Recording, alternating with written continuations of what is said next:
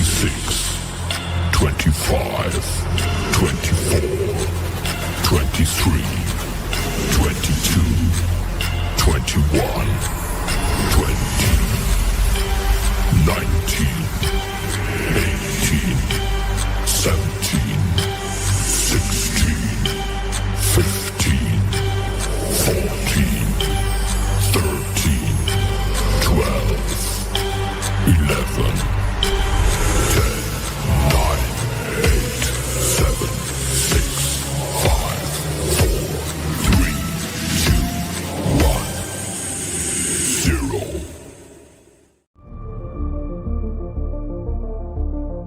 And there isn't one of us that doesn't want to be someplace else.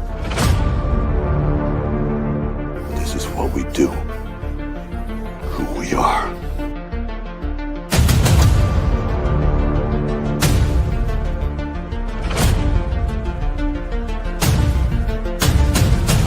Survive a war. You gotta become war.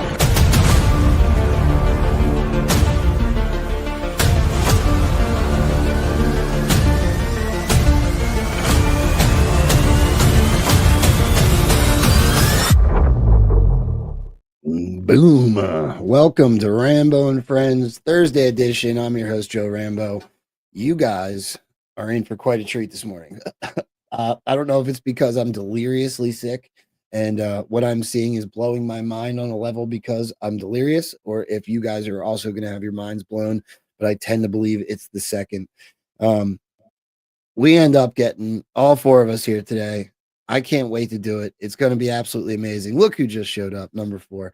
I'm really excited about this. Let's just get right into it. I will say the most analytical mind of the group, which I think everybody would agree, showed up and doesn't know some of the things that we want to ask him about. However, Abs did see. So this is going to be fun. I hope that we have a good time doing this. So let's hear from the boss and bring on our friends.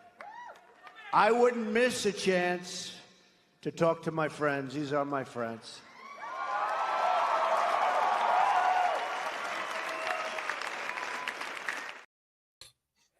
Boom. Let me just go right around the room. Abs, how you doing, buddy? Man, I'm good. I'm kind of in the same boat as you, fighting off some kind of sickness here, but I don't care. Let's go. This show's gonna be fire. Right. The fight's gotta continue, right? Dave, what's going on, dude? Nothing, man. I'm doing good. Always good to be here with you. You got to switch us on the bottom here. Stormy's got to be on the right.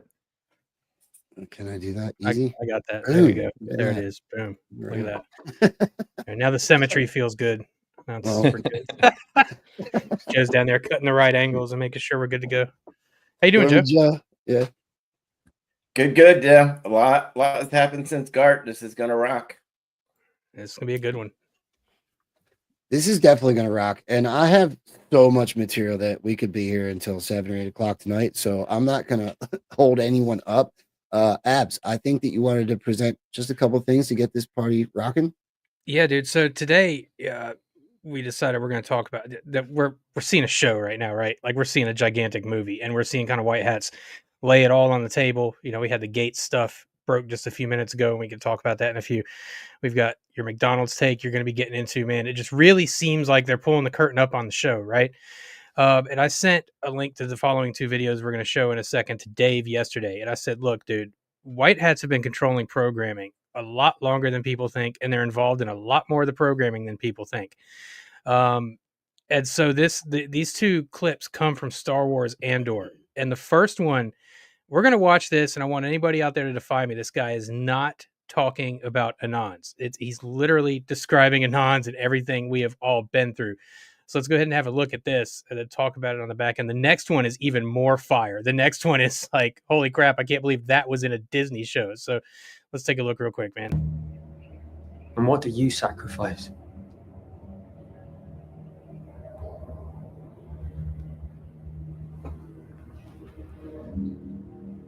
Calm. Kindness, kinship. Love.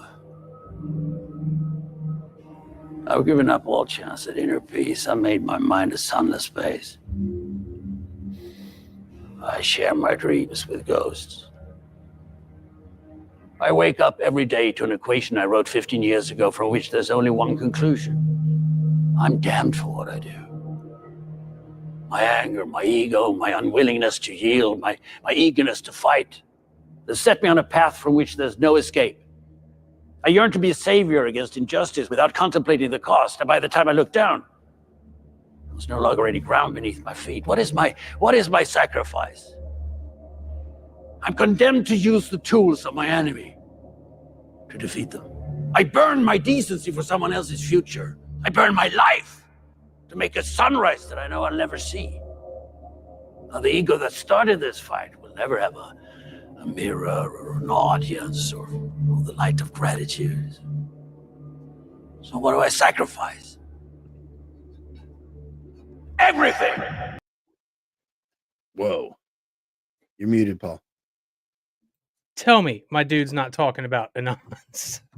Like, and if you know Star Wars, that dude right there is the reason the resistance against the Empire started. So when you mix that fact with what he just said, that minute and a half is signal as shit from Disney. So I was telling Dave yesterday, I was like, it takes nothing for a white hat writer to be like, we're going to pop this in here right there. And then the producer comes over to Tom and says, yup, you're going to put that right there. You don't have to have the whole cast be red pilled or white hats, just a couple of them. That's it.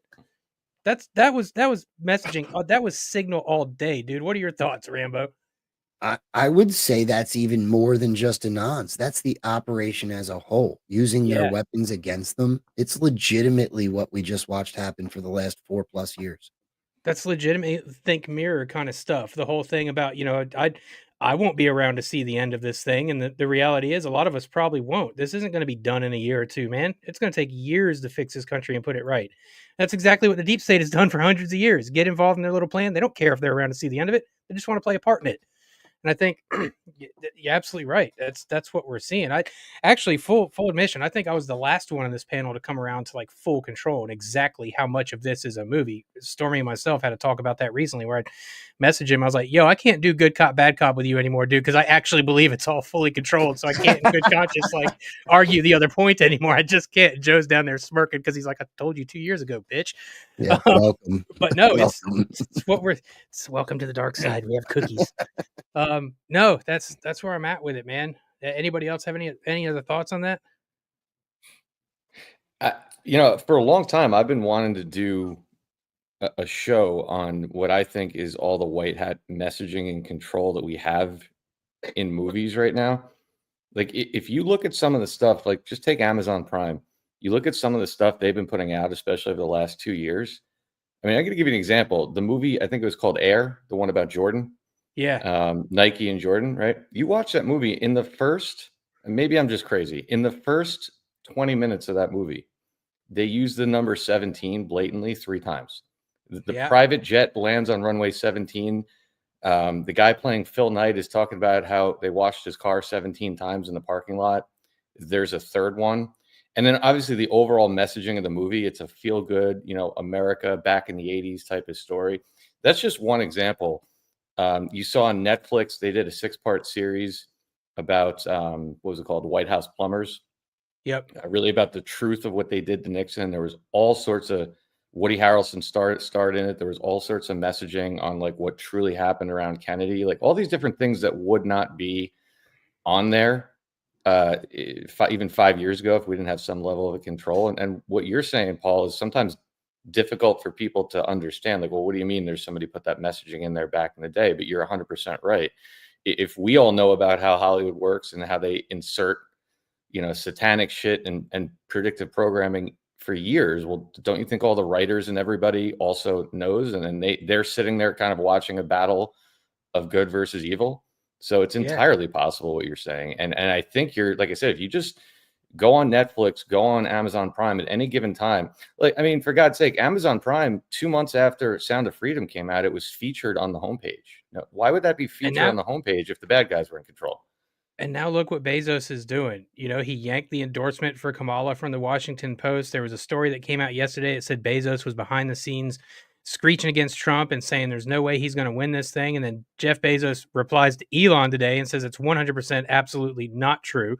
I've seen old interviews from Bezos from like 2008 where this guy's talking about his love for this country and patriotism. And then he goes on, to talk about his biggest ideology in life is leaving here with zero regrets. So if he's a patriot, are you going to want to leave this life while helping to destroy your country or helping to save it? I don't know where I stand on Bezos, but my opinion has definitely changed. I'm not necessarily sold that dude's a black hat anymore. And think about the psychological blow to the black hats. If we also have Bezos, that means we have the two richest dudes in the world on our side. That is a mental blow for the deep state, man. But you're right, dude. We've been rewatching Lost, right? And the ultimate theme of Lost is spiritual warfare and time travel and slipping between dimensions. And they even have an episode called Through the Looking Glass. And like the C-130 that takes them off the island the first time, the flight number is 1717. It's like, all right. And me and Barbara, before I came in the office today for this show, we just had signs playing in the background, like for background noises, woke up, right? Well, damn if that movie's not set in Bucks County, Pennsylvania, and damn if they didn't see 17 crop circles to start the movie. Give me a break. So that's actually kind of sets up this next one, man, because this one is a little bit longer, but it's even better. And this is from Andor as well, right when the rebellion's about to start. So if you've seen episodes 4, 5, and 6, A New Hope, Empire, Return of the Jedi, all of that got sparked from this video that you're about to see in Andor. I know I'm putting my nerd face way out there, but it's relevant. So let's take a look at this one. And this one, even more so than the first one, is like, yeah, a white hat most definitely wrote every single word of this speech that's given. Let's have a watch.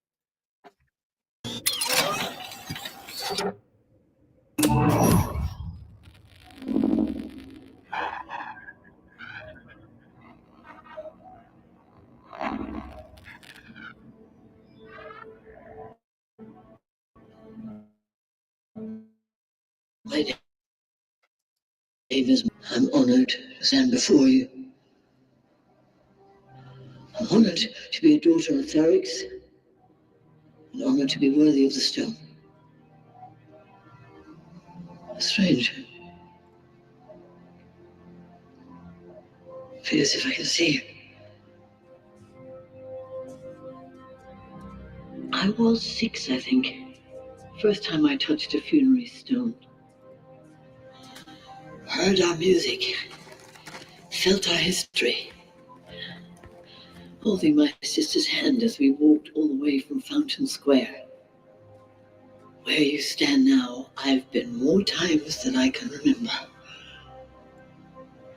I always wanted to be lifted. I was always eager, always waiting to be inspired. I remember every time it happened, every time the dead lifted me. With their truth.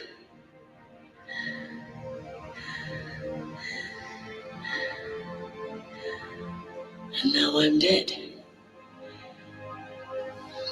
And I yearn to lift you. Not because I want to shine or even be remembered.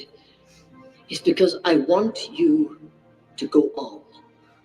I want Ferrix to continue. In my waning hours, that's what comforts me most.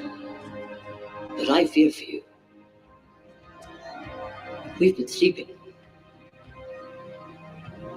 We've had each other and Ferrix, our work, our days. We had each other and they left us alone. We kept the trade lanes open and they left us alone. We took their money and ignored them. We kept their engines turning, and the moment they pulled away, we forgot them. Because we had each other. We had Ferrix. But we were sleeping. I've been sleeping. I've been turning away from a truth I wanted not to face. There is a wound that won't heal at the center of the galaxy. There is a darkness reaching like rust. Communism. To everything around us. We let it grow, and now it's here. Evil. It's here, and it's not visiting anymore. It wants to stay.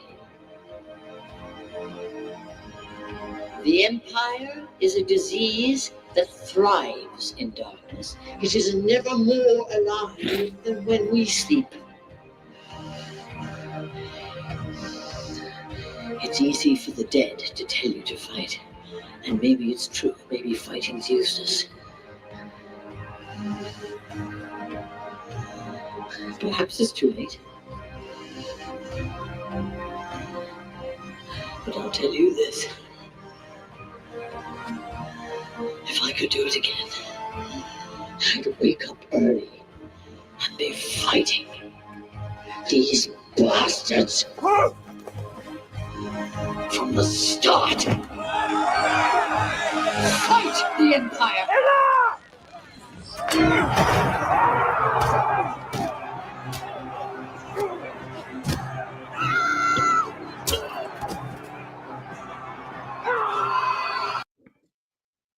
I guess they couldn't have given us the full blown fight there, huh? It was pretty close. And the thing I'll point out before I hand it over to you, Rambo, is that second Ghost in the Machine video, the Ghost Army video that was posted over the spring, the one that was tied to the poem "The Moon is Down." That poem is about a revolution that is ignited after the leader dies. In that video right there, the revolution was ignited after she died. So that felt like white hat messaging to me all day, dude. What do you guys think? I'd love to hear what Joe has to say. Get Joe to chime in. Yeah, I think we've been taking over, Hollywood in different parts, sprinkling in different signals throughout. Burning Bright and those guys break down some of these movies, and there was a shit ton in the Batman series. That one especially is really, really signal. But yeah, love it. Love to see it. Like Paul and I were talking about the other day, and I posted about it, and I spoke about it on the last Eye of the Storm. Is I wasn't in the mood to give up football. It pissed me off when they kneed on the flag for sure, but I don't feel like cancel culture is the way forward for long-term success. And now it's kind of swinging full circle, and they're doing the Trump dance. So, same thing with other forms of art. I don't feel like you just check out of art. Find a way to win hearts and minds and get the white hat messages through it. And I think all this shit is all going forward in front of us. I think there's going to be huge opportunity for movies, for music, for sports, all kinds of things. I think, Abd and I had a conversation with General Cloth about winning breeds winning, success breeds success, steel sharpens steel. And it's just going to multiply. The other side is shaving their freaking heads and stopping having sex. Pick your fighter, okay? So yeah, nothing but sunshine going forward, I think. Dave and I spoke about this the other day. I'm even feeling the same way about the mainstream media as of late, right? So we were all programmed. Fox News lied, the whole left-wing propaganda arm of the deep state. And I've had to go back to the drops and realize that, news does unlock the map. And if I am a Patriots in full control type of dude. I don't think we could have went through this operation without information control. I think it was over before it began. So now that we're seeing them be completely exposed, it only makes sense to me that it's part of the exposure operation. So I'm even turning the news on more than I used to. I barely turned it on at all. And now all of a sudden I'm going back to look for these comms. It seems like we have tons of anons that work for Fox News and Newsmax and multiple people. So it's interesting how it is coming full circle. Dave, do you want to touch on that? We just talked about the other day. Yeah, I mean, I want to reread. I know I've said this probably in the last 3 shows, but I think it's important. The what's become known as the Breitbart doctrine, right? The great Andrew Breitbart that they killed, a decade ago. And he used to say that politics is downstream of culture. And he said, if you want to change culture, you have to first understand what the units of culture are. And the people are the units of culture. So if you want to change politics, you have to first change the people to change culture. And I think that's exactly, really at the heart of what the whole operation is. I do believe that the military looked at this a long time ago and said, well, listen, we could kinetically or even subkinetically take out all these bad actors and get control of things. And I think to a degree they did. That is the relatively, not that it's easy, but the relatively easy part of what the operation is. The difficult part is how do you get the people on our side. I think like what Stormy just pointed out, we were talking about this last night, the NFL, isn't it interesting? And obviously I think all of us are full control guys on this screen, that all of a sudden the NFL went from being, the epicenter of woke. They were actually, there was videos going around just before the election. I didn't even realize it's the NFL had put a rule in place that if you're in the first 3 rows of any stadium, you're not allowed to be wearing political gear. And they were actually kicking Trump supporters out.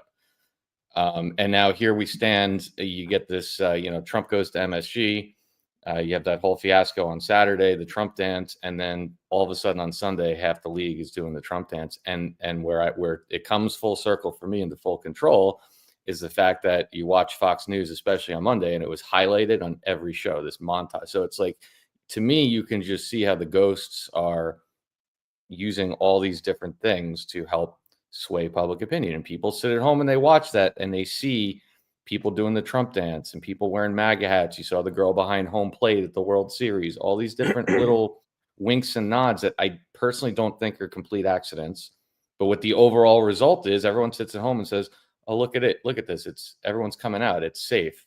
My car's not going to get keyed anymore. And like I said, after the MSG rally, I think even in the cities over time, you're going to start seeing places like New York, even it becoming trendy and cool to be a patriot, to be a Trump supporter, because that's how it works in cities. People want to be a part of that next big thing. And I think we're well on our way at this point. Yeah, Stormy absolutely nailed it Tuesday night. We spent a couple moments kind of dunking a little bit Tuesday night over the sports stuff, because Stormy and I have been pretty upfront about the fact that I'm not going to let them take everything from us, dude. I'm not just going to sit back and say, yeah, you can take my love of baseball away. You can take my love of hockey or football. Just have it. These are things I enjoyed, but you communists can take them. I wasn't built that way, dude.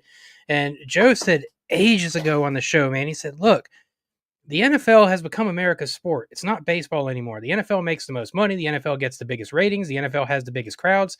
If you're white hats and you're going to use a sports organization in America to wake people up very quickly, the NFL is the one you're going to use.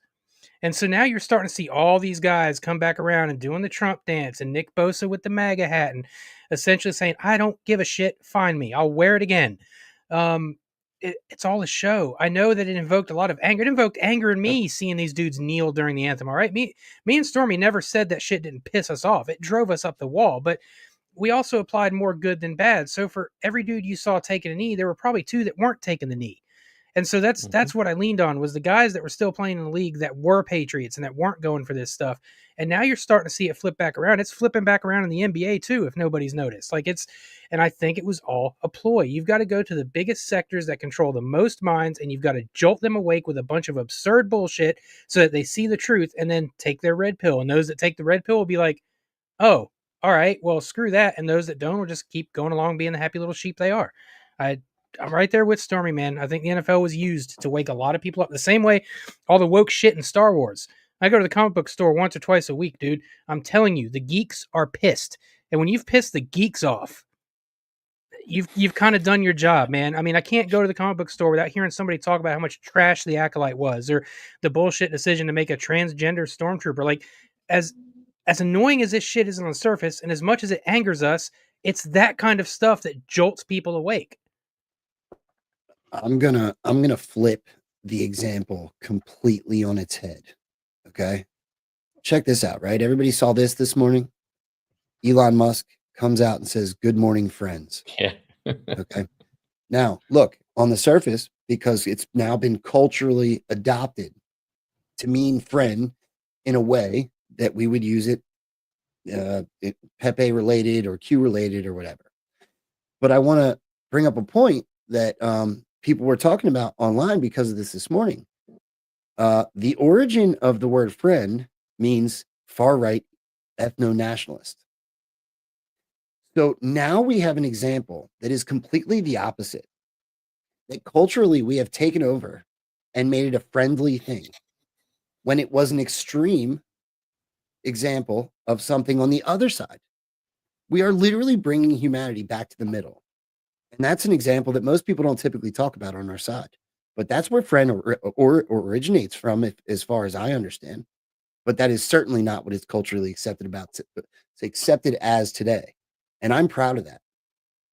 legitimately proud of that. I don't think that we need that's not who I am, but I love using the term friend because culturally we have made it something that we now own, something in the middle where we just use it as something socially to accept each other as friends, where we acknowledge it as that. I love that part of it. But Agreed, man. Agreed. yeah. I'll tell you what, I want to get into this little dig because Joe didn't see the stuff that we added yet. So let me give, I meant to do this in the beginning, but like I said, I have 101 fever, so I forgot. Let me give Patrick the spotlight here for just 60 seconds or whatever it is. And then I would love, I'll tell you what, I'll ask you after. At Tulip Blooms, we believe in more than just skincare. We believe in freedom. We believe in natural products made by Americans for Americans, using nature's finest ingredients to help you feel your best. Each Tulip Blooms product is carefully crafted with pure organic ingredients, no chemicals, no compromises, just clean, natural skincare you can trust.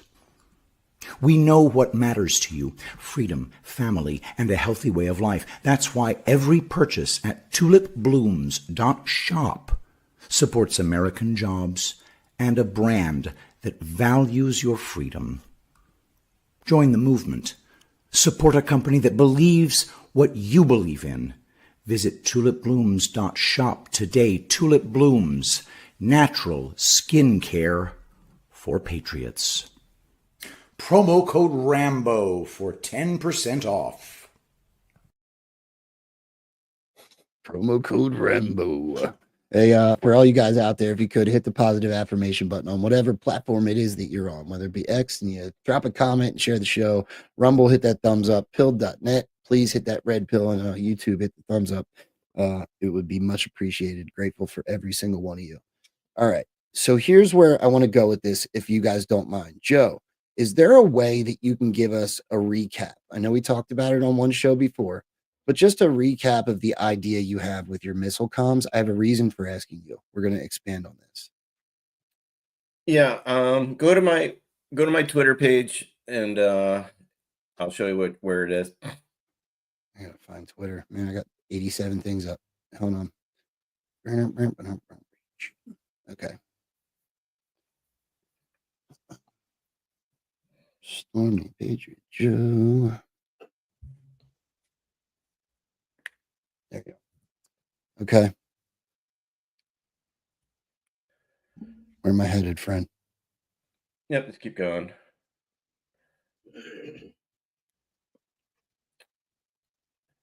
There we go, nice and blue.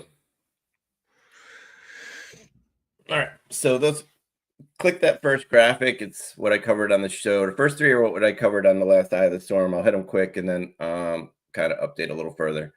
I can't see that very well. Can you make it bigger? Yeah, Rambo, if you hit that arrow at the there you go. There we go. All right. So Flynn is always my signal for stuff like this, and you know he's crushing these missile comms really, really tight. So his thing is always, you know, from the position that the deep state is after Trump, and my position is Flynn is giving us a signal that something is going to happen that's going to look like the deep state is after Trump, just like Butler. So do with that what you please. But I've been seeing these signals for about a year now, and it's really getting hotter and hotter and hotter. So the key phrase in the cues, and you can see on the far right, 2729, is all about the 25th Amendment. Okay, so Flynn is bringing back up the 25th Amendment. Okay, and that goes right into these cues all the way around the board. And how Flynn is bringing it up is that Joe Biden doesn't have the capability to hold the nuclear football, and that's what the bottom left cue is about, is the nuclear football, and the other two cues I put there about call the ball is about the nuclear football, calling the and also kind of fun to note is, that cue says we've had the ball the whole time. Think offense. So that cue in the middle is another big one that I took the position that we are in total and full control, is we've had the ball the whole time. Think offense. That was 2018. But so again, and then a friend of a friend of Eye of the Storm here, Jose Galan, replied back, "I wonder who has the football." And Flynn says, "Exactly. That's why the 25th Amendment must be invoked immediately." So, in real world, as we pull back a little bit, all these things are ramping up. We had Ukraine lobbing missiles supposedly into Russia that supposedly were made by us. And this is what he's talking about, is there's going to be big time responses to this. And we can't have a guy who doesn't know what day it is running the nuclear football. So I had this weird theory way back when that Joe Biden would be taken out by the 25th Amendment. We would find out that Kamala Harris isn't eligible to be president, and then maybe that's Trump's secret with Speaker Johnson, that Trump gets put back into the show immediately. Not sure. We're going to go through a few different positions where all this might be going, but what I'm saying is all we can do is show you the comms, and then we kind of sift and we fine tune it as things get closer and closer to what avenue is going to go. But you'll see that it's very, very evident that we're hitting these missile queues like crazy. But go ahead to the next slide. All right, so to go back to 2020 and stuff, that's when they were trying to quote unquote get rid of Trump because they thought he was the one that would fail for the 25th Amendment. But again, when you take the position of full control, we were having Nancy say those things, okay? And then like Q writes in the upper left, never bring an arrow to a missile fight. So, like what Q is talking about there is Q already showed us the missile comms earlier. Then he had Nancy say, "I have many arrows in my quiver. I can take Trump out with the 25th Amendment." Okay. And then Anon had done this graphic with Pelosi with all her arrows, how different ways that she was going to quote unquote take out Trump. But that was never in the cards. Nobody was ever going to take out Trump. Okay. This was always a play on our part back and forth. And then on the bottom right, Q comes back and says, notice, the missile comms dropped and it included the phrase 25th Amendment, know this for the future. So you see how I'm tying this back into what Flynn is hitting now. And then on the next screen is a graphic that Anon put together that Q confirmed as a good graphic back in the day. So when Q wrote the initial missile comms Q there on the left, and then there's the 25th Amendment right there in the middle. And then we had Pelosi talking about the 25th Amendment. And so Q is confirming, yes, you're on the right track. Having Pelosi speak about the 25th Amendment circles back to these Q comms. Okay. So this back in 2018, back in 2020, now Flynn is hitting it in 2024. But on the next screen is just some of the imagery we're seeing. All right. That's Musk on the left. You got to I use the word missile comms, but a lot of it looks like a rocket. And that's, you can't get too tied down in the weeds. You got to be able to kind of think outside the box slightly between a missile and a rocket. But there's, you can't get any more dead on than what you see on your screen there by Musk there on the left. And then the one in the middle was posted by Scavino, and it looks damn near perfect to Q2729.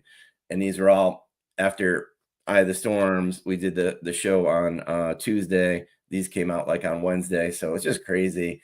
So Abs and I have talked about, plane comms, missile comms, whatever you want to call them, for about a year now. And as you can see, it's definitely getting hotter and hotter and hotter. So we kind of mapped out like 3 different types of scenarios. And again, we don't tell you, we're not on Q team. We don't know what's going to happen. And we're not going to say any of these are going to happen. It's just some theories that something might happen with Biden. He's over in the Amazon somewhere. And maybe that's how we slide out fake Biden as something happens weird with his plane. Another thing is we have Trump Force 1 and we have Trump Force 2, and Trump Force 2 might have JD Vance on it. Some people think that's not really the same JD Vance as in the past, and maybe that's how JD Vance gets exited. The one I feel like the most competent, like the most theory that I put more chips on is that we'll have something directed at Trump and maybe even a downed plane, but it will come out shortly after in the news that it was a decoy plane. He wasn't injured. He's fine.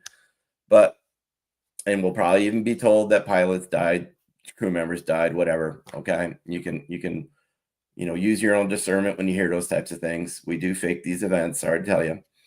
But the reason behind that one is because that would be considered an act of war.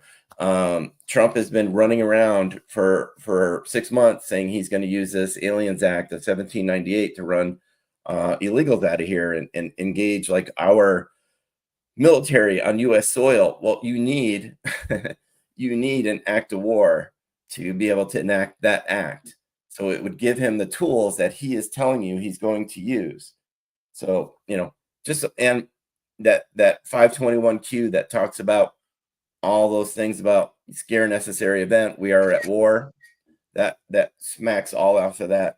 And that delta on that Q that we read almost every episode on Eye of the Storm, that one's a delta of January 13th, a week before inauguration.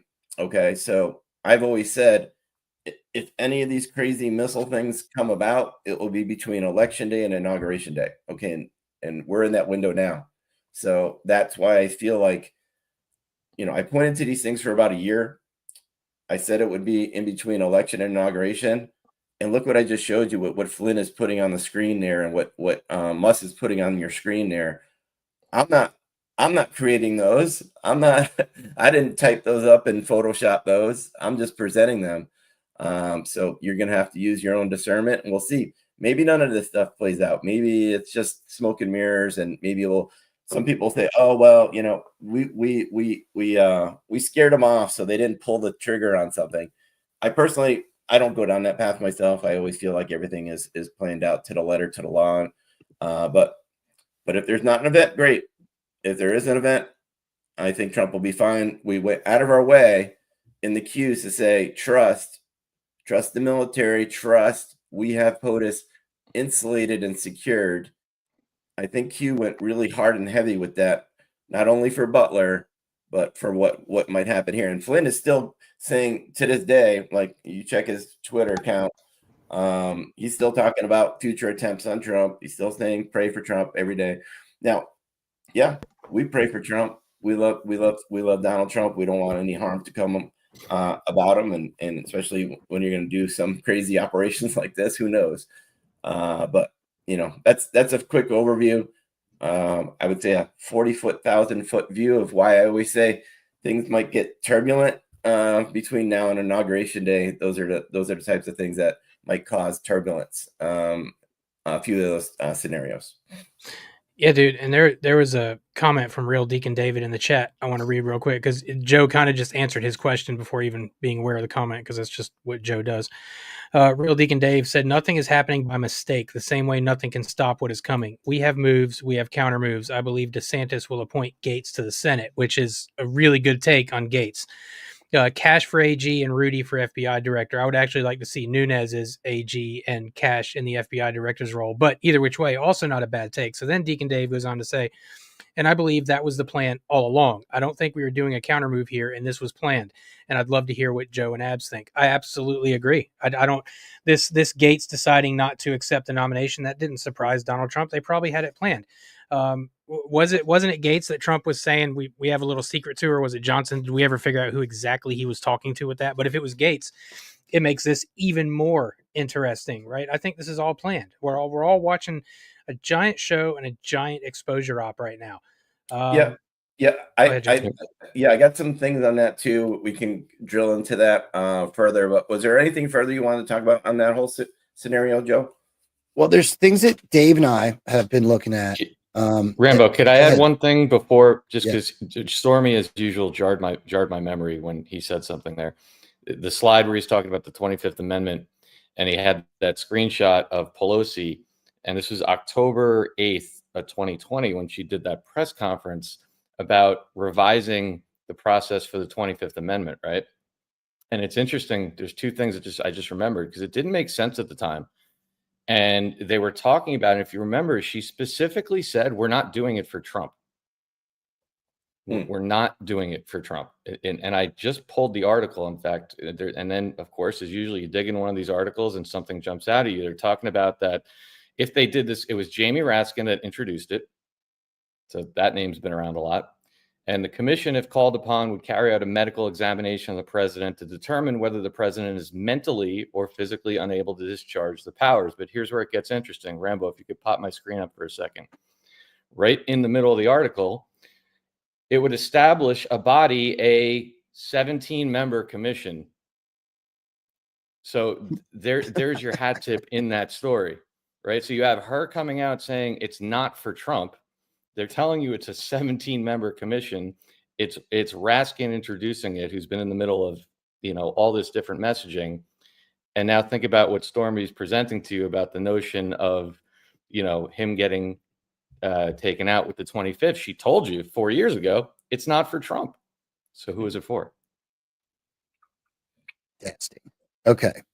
So now what I want to present is kind of open-ended. It's more of a question for you, Paul and Stormy.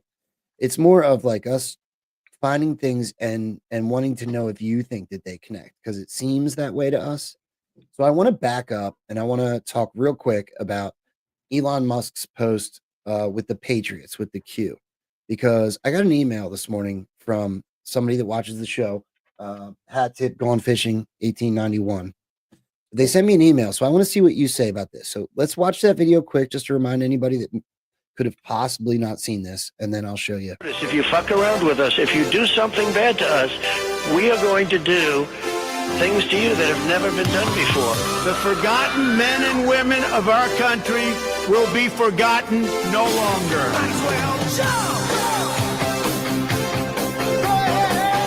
2024 is our final battle.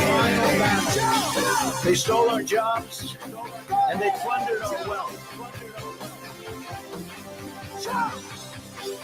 The future does not belong to globalists. The future belongs to patriots. The activation word, Ronald McDonald. Okay, so we know the activation word, Ronald McDonald, becomes very interesting when we then, I'll just take this down. I don't think the rest is important for this part of the conversation, but we know the Ronald McDonald activation word becomes real interesting when you show this photo that Donald Trump Jr. presented. And I'm paraphrasing, I don't have his exact post up, but he basically said, we'll start tomorrow, right? Because this is the Make America Healthy Again crew. So we'll start tomorrow insinuates like we're going to eat fatty food, except for that if you look back at that Elon Musk post, activation word Ronald McDonald becomes really interesting, right? Okay, so this is where, let me take this down while I look for it.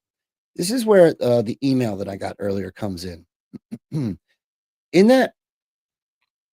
that post, the video, it turns the O to a Q, right? Stormy Patriot Joe, have you seen this?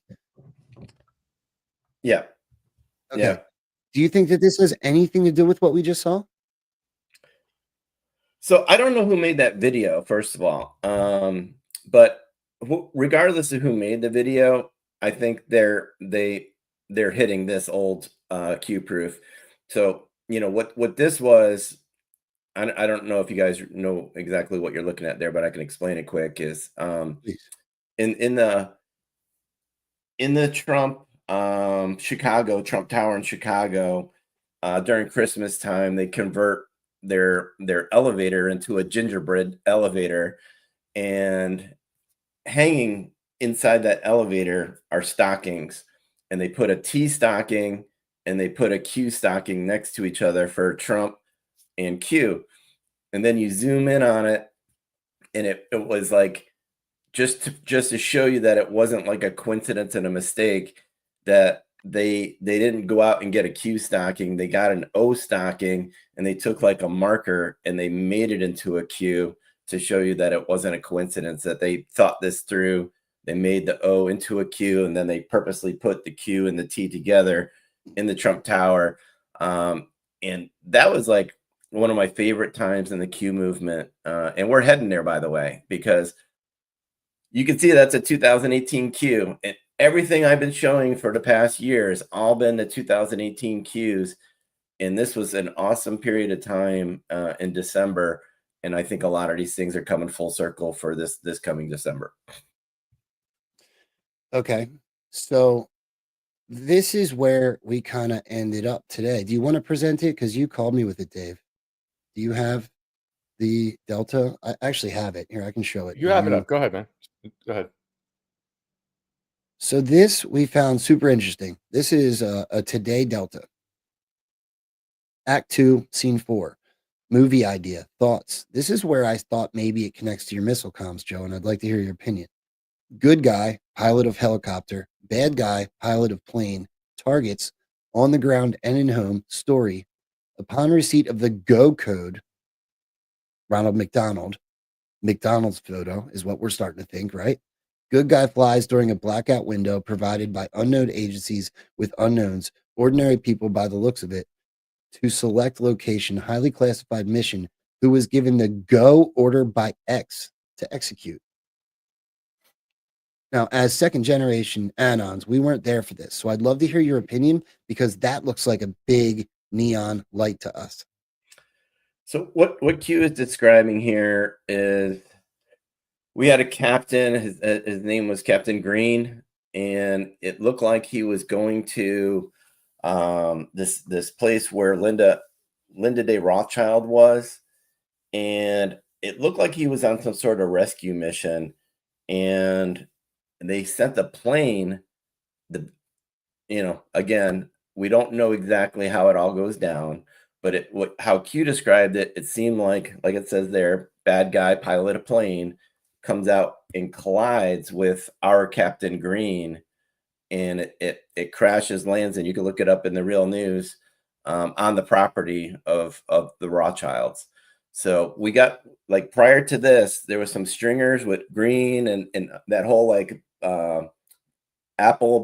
green apple and all that, blue sky, apple green and all this.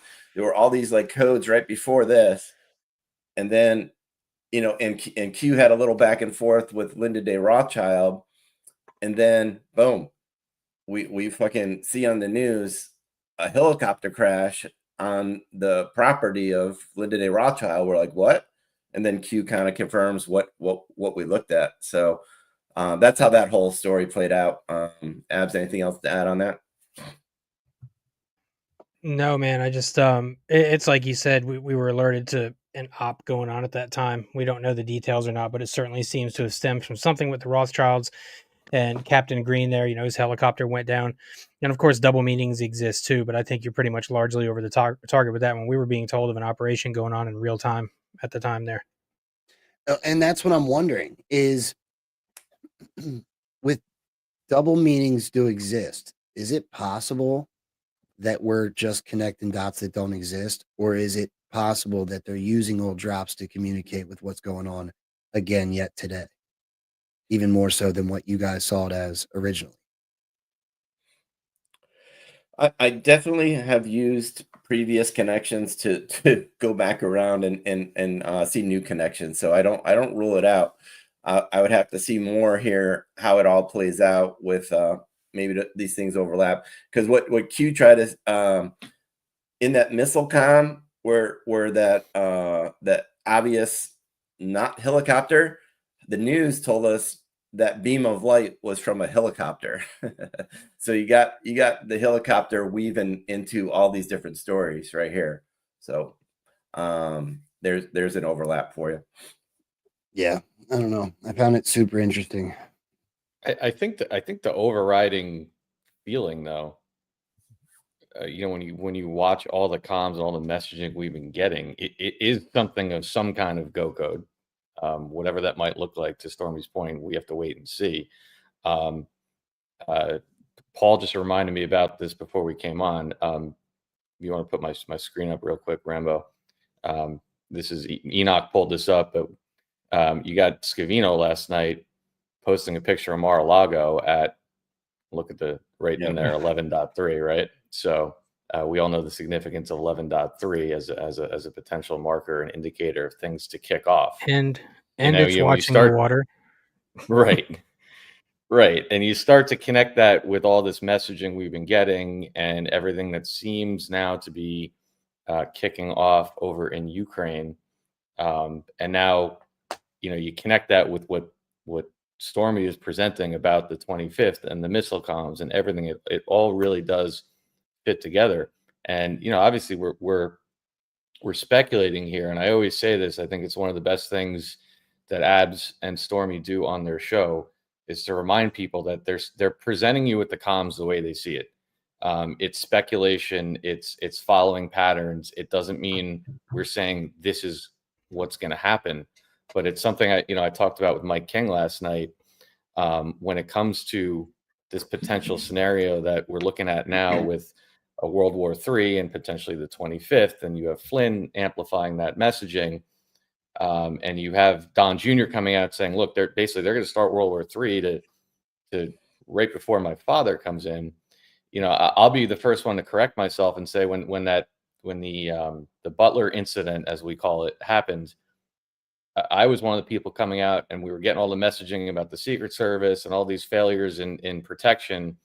And I said, well, all right, this is it. Watch this. It's going to boomerang back around on the Biden administration. And if you got a sitting president that tried to murder his opponent, that's a constitutional crisis right there.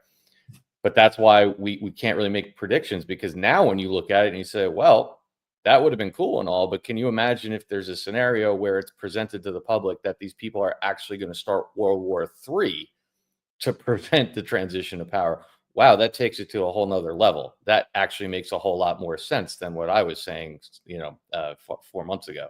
So it's interesting all around. Can I read? Go ahead. Trump's the one running around saying that, he's going to stop World War III. So we're not the ones that are making that jump, or we're just, we're taking our signals from Trump and Q. That's it, and we weave them the best we can. But yeah, Trump is talking about World War III, and Q521 is basically talking about preventing, stopping World War III. And now the whole crux of the operation, Rambo, you talk about this more than anybody. The clips of Donald Trump talking about how people they've seen the difference. They've seen what they can do, and now it'll allow us to do, the things that we need to do going forward. I'm paraphrasing. And now you've created. I was just gonna say, I put in chat the story about Captain Green's crash, and it looks like it was a yesterday Delta. Of course it was. Whoa. But what they've done, Rambo, is that to Stormy's point is, now that he's the president-elect, now they're literally, you're getting the people are getting to see on the news every day the contrast in real time. You have Biden out there trying to start World War III, and because Trump's the president-elect, they have to focus on what he's saying, and it's almost like they're bringing everything full circle. The covert contrast that we've been seeing is now being presented in real time with this World War III scenario. Yeah. Hey, look at that. An actual plane crash with plane wreckage. Imagine that. That's crazy. That kind of goes back to what Stormy and I have been talking about with the missile comms, is that, like, we saw with 9/11 how easily they got people to believe that a plane crashed into the Pentagon or a plane crashed into the ground in Shanksville. So just keep in mind, if something hits in the news that one of Trump's planes got hit with a missile, that's arguably the most easily faked false flag they could come up with. You shoot a couple missiles into the forest, there's where your plane went down. Oh, we think Trump was on it. Then a couple hours passes. Turns out he wasn't. It was just a couple pilots and crew. Meanwhile, nobody actually died because it was a drone plane, not even a plane. It was a missile shot into the forest. I know that shit sounds absurd, but I could sit here and explain to you the myriad of ways that Butler was a show now at this point. Like, especially from a firearms perspective, Brandon Herrera had a video where he recreated the shots, right? He recreates the shot on the ear on the first go round at that, which was pretty damn impressive. And the void area created by the bullet going through the ear absolutely shredded the top of the ear. So it's like, That's not going to heal in 4 weeks. All right. Then he recreates the shot on the sniper with a 300 Lapua round, right, from 100 some odd yards. And they were using real life ballistic gel and ballistic dummies. The head disappeared. There was no head left on this dummy. But the picture of Crooks that we got, who was apparently hit with the same round from the same distance, his head is intact and almost looks like it maybe wasn't even shot. Just saying, man, when you're talking Think Mirror, it's not just politics. It's their false flags. It's their games. Everything they've done to us, we're doing to them, including false flags that help wake people up. There's no rule that says white hats can't use a false flag with benevolence behind it. Wait, have you joined the dark side on the assassination attempt as well? Oh, I've been on that hill for a minute, brother. I was just playing quiet on an Eye of the Storm to play devil's advocate. Like almost 3 weeks to a month after it, I'd come to the conclusion that was all faked. And it wasn't even it was the firearm stuff with it, dude. I shoot every week, multiple times. It just didn't make sense that you could take a 5.56 round to the ear, and 4 weeks later, the ear is fine with basically no scar. That dog doesn't hunt. He's a fast healer, as he said. What is he, fucking Wolverine? There's one for the swear jar. Sorry. Yeah. He had a magic mini My Pillow. I got hit in the lobe, man. I got hit in the lobe.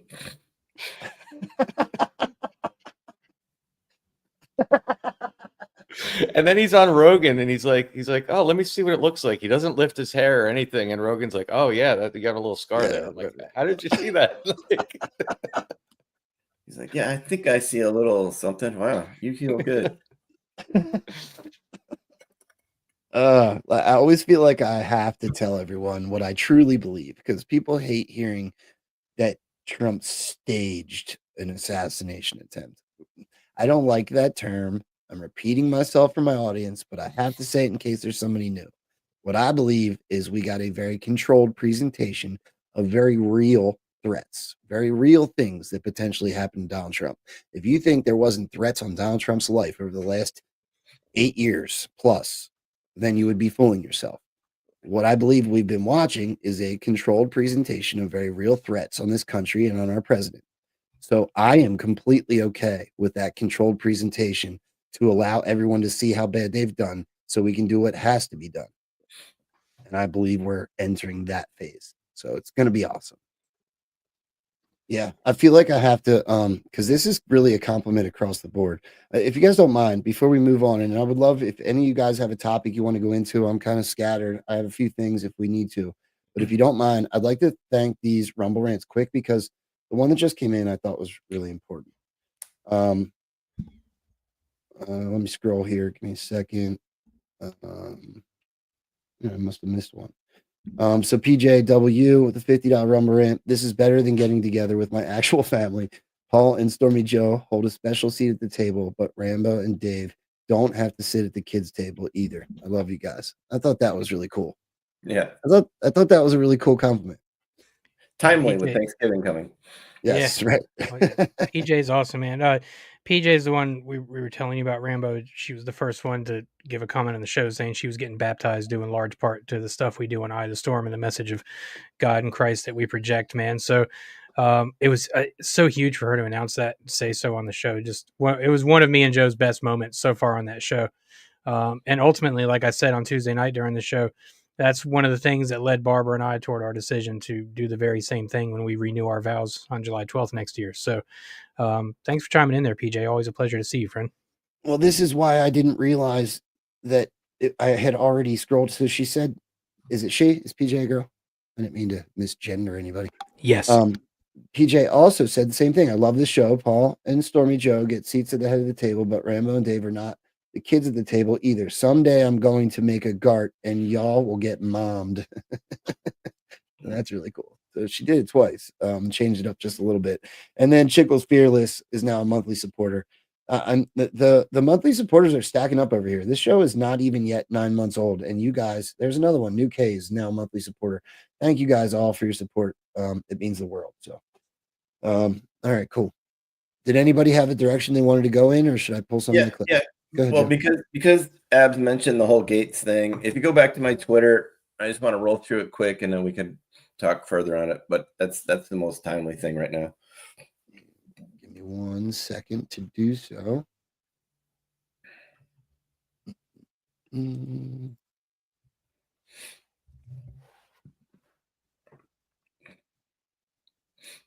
on, man. I'm going to make this really, really simple for Rambo. He won't have to go into many different directions. All I'll have to say is go to my Twitter page. All right. Okay. I still don't know where the hell you are. That's not me. That's not me. You're on a fake. You're on a fake Stormy Joe. Oh well, why do you got fake accounts, bro?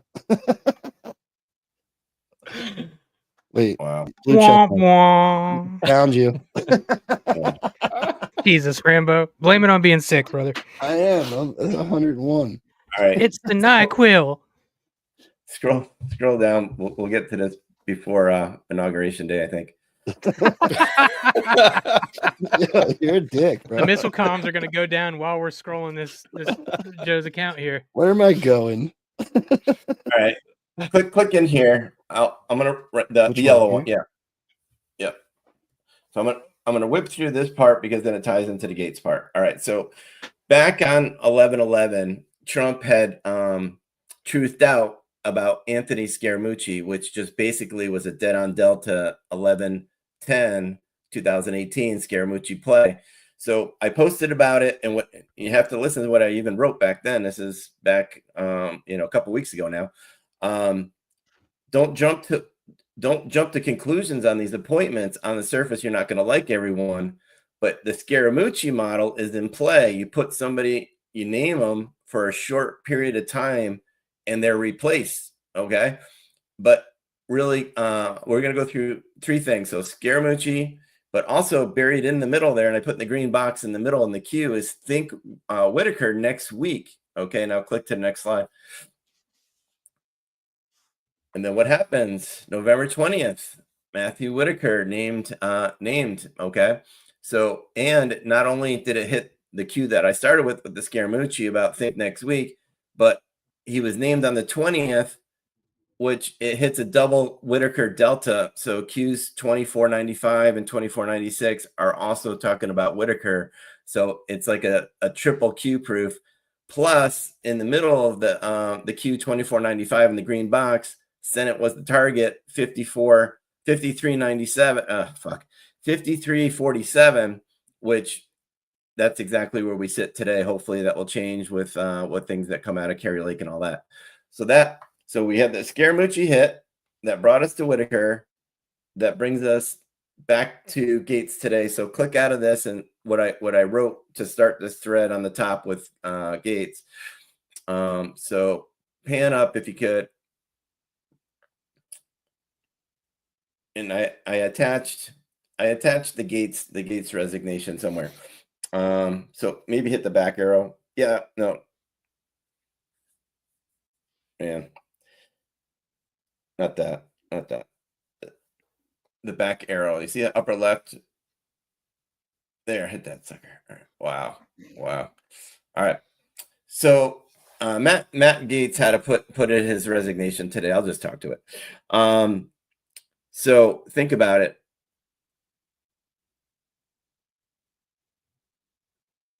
Was Trump tipping right there? This whole thing was Trump tipping us off when he posted that dead on banger connection with the Scaramucci thing, that some of these appointments that I'm naming are actually temporary named appointments to either smoke out some other things. And Trump also said, I think it was to Gates, that he had a secret that we'll tell you after the election and all this type of stuff. But what I try to tell people is absolutely none of this, in my opinion, is just happening in real time. I don't believe that Trump named Gates and now Gates is pulling out and that this wasn't a total freaking show. And that's exactly why Trump showed us the signal with the Scaramucci play on the 11th. And that's exactly what I was pointing to when I posted it on the 11th, that some of these positions aren't going to follow through. There's going to be some smoke and mirrors here. And that's why I presented it at GART. And now here we are today. It hits like crazy. He pulls out, and who's going to slide in and what it meant and what did we uncover? Who got behind Gates? Who didn't? Did we jam into the news cycle all this underage sex stuff that probably is all a bunch of smoke and mirrors too with him? So it's like a quadruple play here. But I just that's why I showed that Scaramucci post at GART last week, and here we are. Make sense? Yep, you're muted, Rambo. I'm muted. Does it tie into Bolton? Well, the house stuff does. So there's stuff about a clean house and all that does. So you get there eventually with the Bolton ties there. Gotcha. Joe, could I add something to the Gates play? If you could pop my Absolutely. screen up. Stormy already hit on the Whitaker deltas, and you saw them talking about the 53-47. How many times that came up yesterday? And pardon me, my slides are not as pretty as Stormy's. But down at the bottom, on top of that, so you see the Whitaker, the Senate was the target's 53-47 yesterday, Delta. And then you have Lindsey Graham coming in the news yesterday as well, throwing support behind Gates the day before he steps down. And look at this Delta, November 20th, Chairman Graham, it's time. And there's that Senate was the target again, all on the same day. So you see, and many of us have talked about Graham. Doesn't matter what you think about him. I'm in the camp that he's absolutely been playing a role.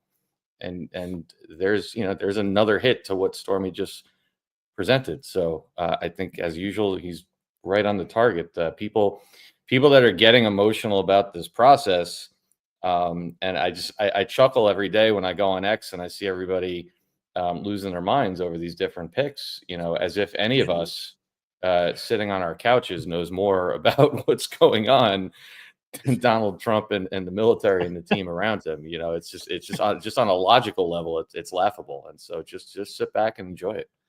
It's amazing how many people consistently underestimate the ability of the United States military to pull intelligence from anywhere, anytime, and anybody they want.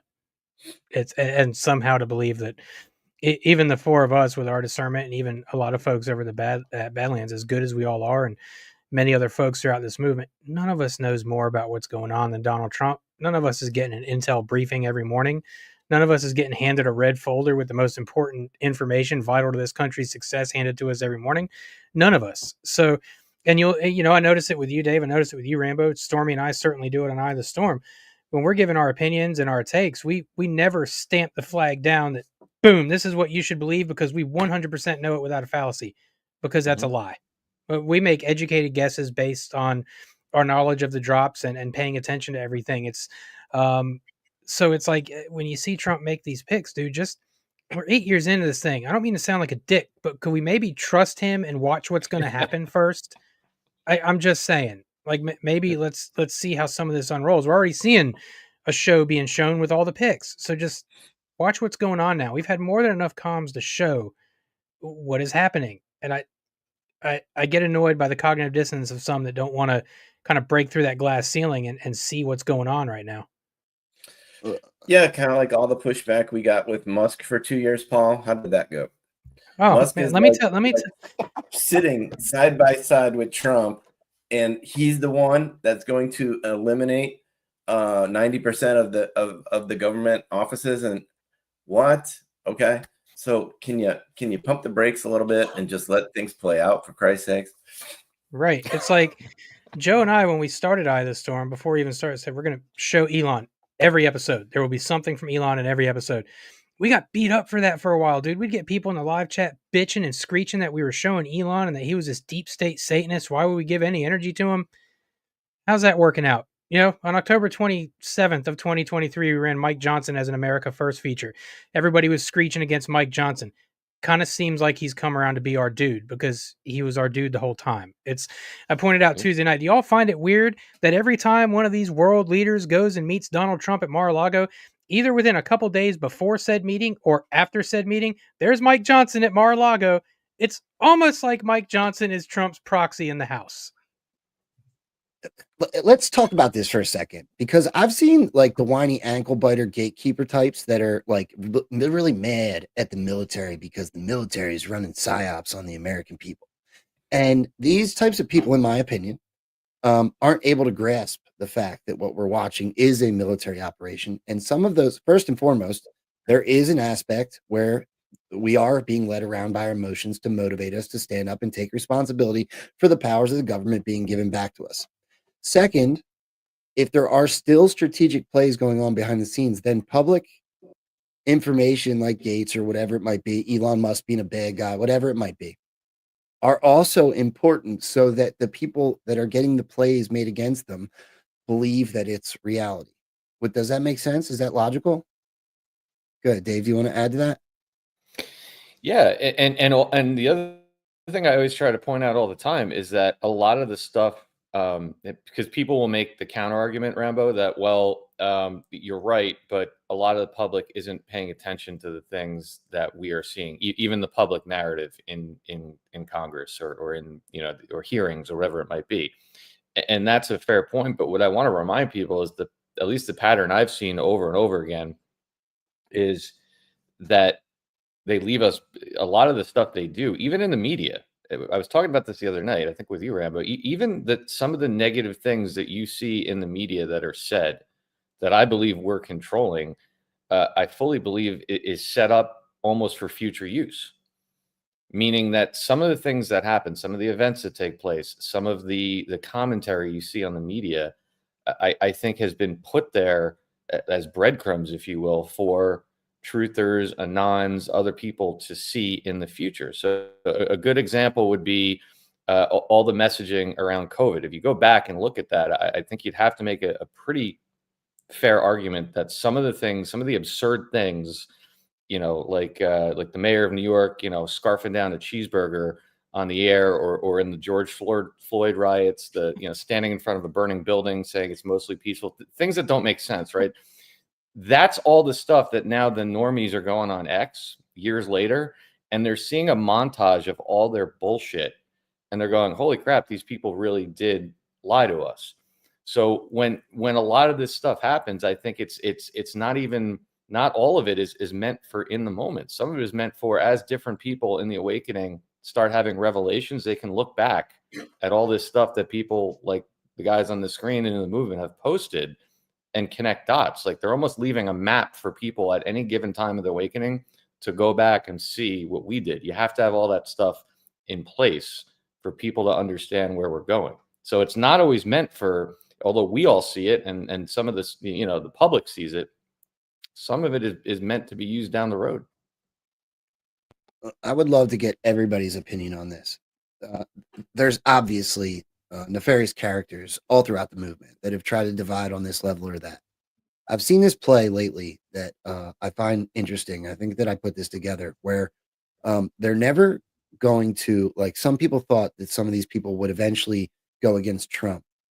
And I think what I'm seeing is not that they're ever going to go against Trump, but they're more trying to praise him, yet leave him out there on an island by himself. They've now attacked every single person that supports him, from the General Flynns to the Roger Stones to run the gamut, right? And now all of a sudden there's this attack on the U.S. military, who, given that he was, or will be in the future the president and the commander in chief, is in charge of the military. So now we're mad at the military for doing exactly what it is that they're supposed to do, which is protect our freedoms and the Constitution.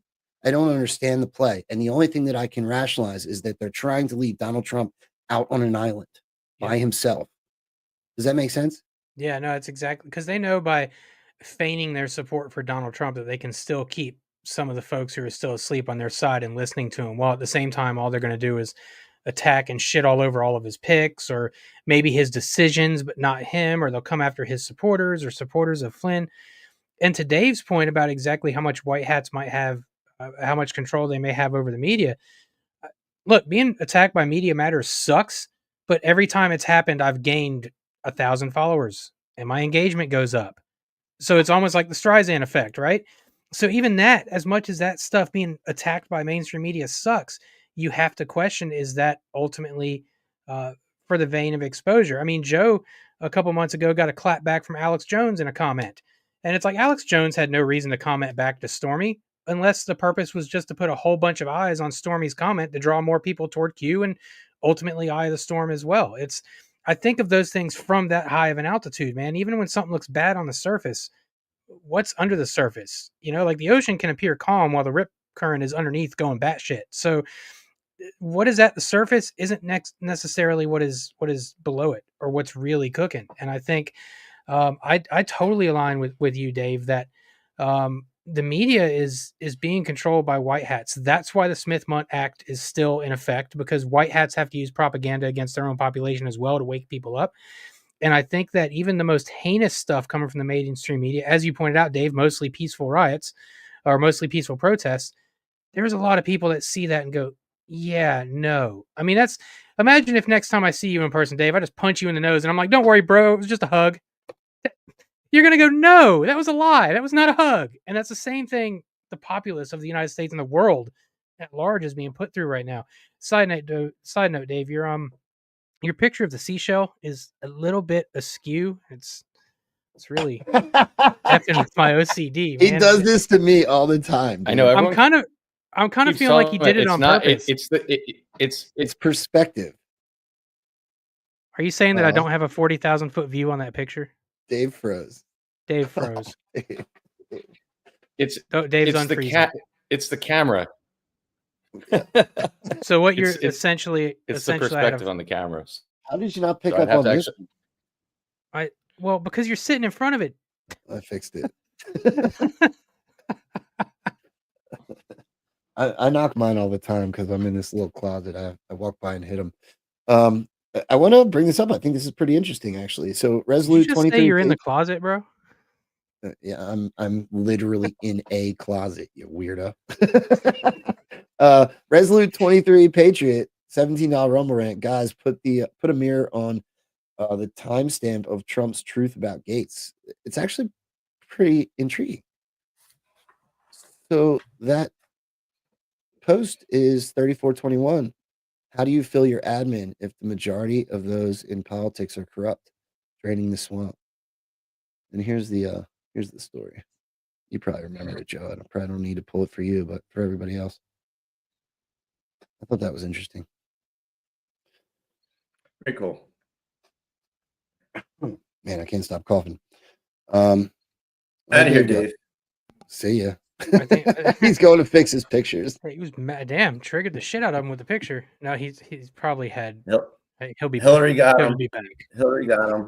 Fair's up to Dave had information that would have led to the arrest and conviction of Hillary Clinton. That's what just happened. I'm gonna feel really bad if, like, a tree just fell on his ass or some I got shit. the whole bottom. Oh, look at that! You can kick your feet up and everything, Stormy. Yeah. Really relaxed. The only thing that'll be left in his house is one crooked picture. Do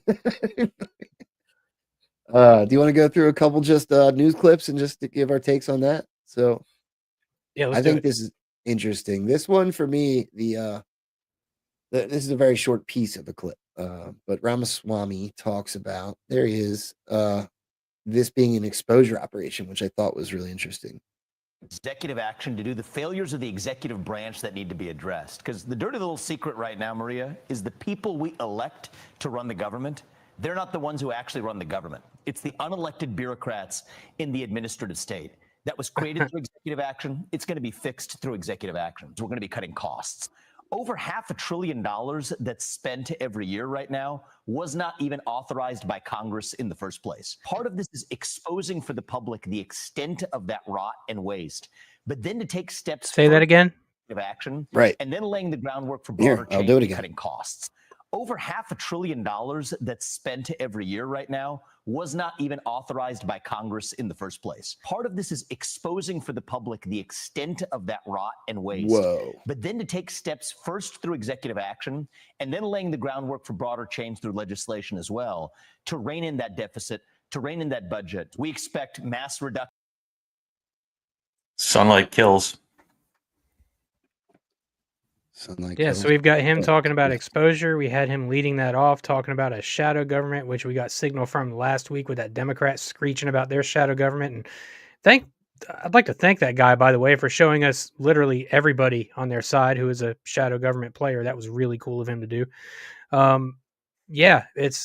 think it's all going to be exposed, man. You go back to the Q drops talking about a shadow government, the Q drops talking about exposure. Ramaswamy literally just hit all of that in 2 minutes? Yeah, what do you got, Joe?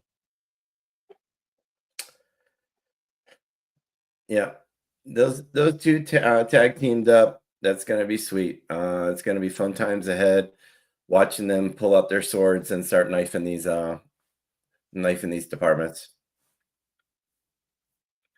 Dave, do you got anything before I show the next one? Just real quick, I think it's important for people to take a step back sometimes, and I encourage everyone to do this. Like, yes, even though we know what we're watching in the media, we all believe there's a controlled aspect of it too. But what will actually prove it to you even more is look at a clip like this, look at some of the things that are being discussed, and then go back 4 years, 5 years, and look at what the way the news was discussed. Right. Just to even be having do you remember up until whatever year it was that Fox News did not even allow the name George Soros to be mentioned on the air? Like, we've come from that to what you're watching on the screen right there. I think it's important to not lose focus of that. Just the fact that we're even having these conversations openly on what is mainstream media is a major, major departure. Like I said, just go back, go watch one of these shows 5 years ago, and you were not getting takes like that.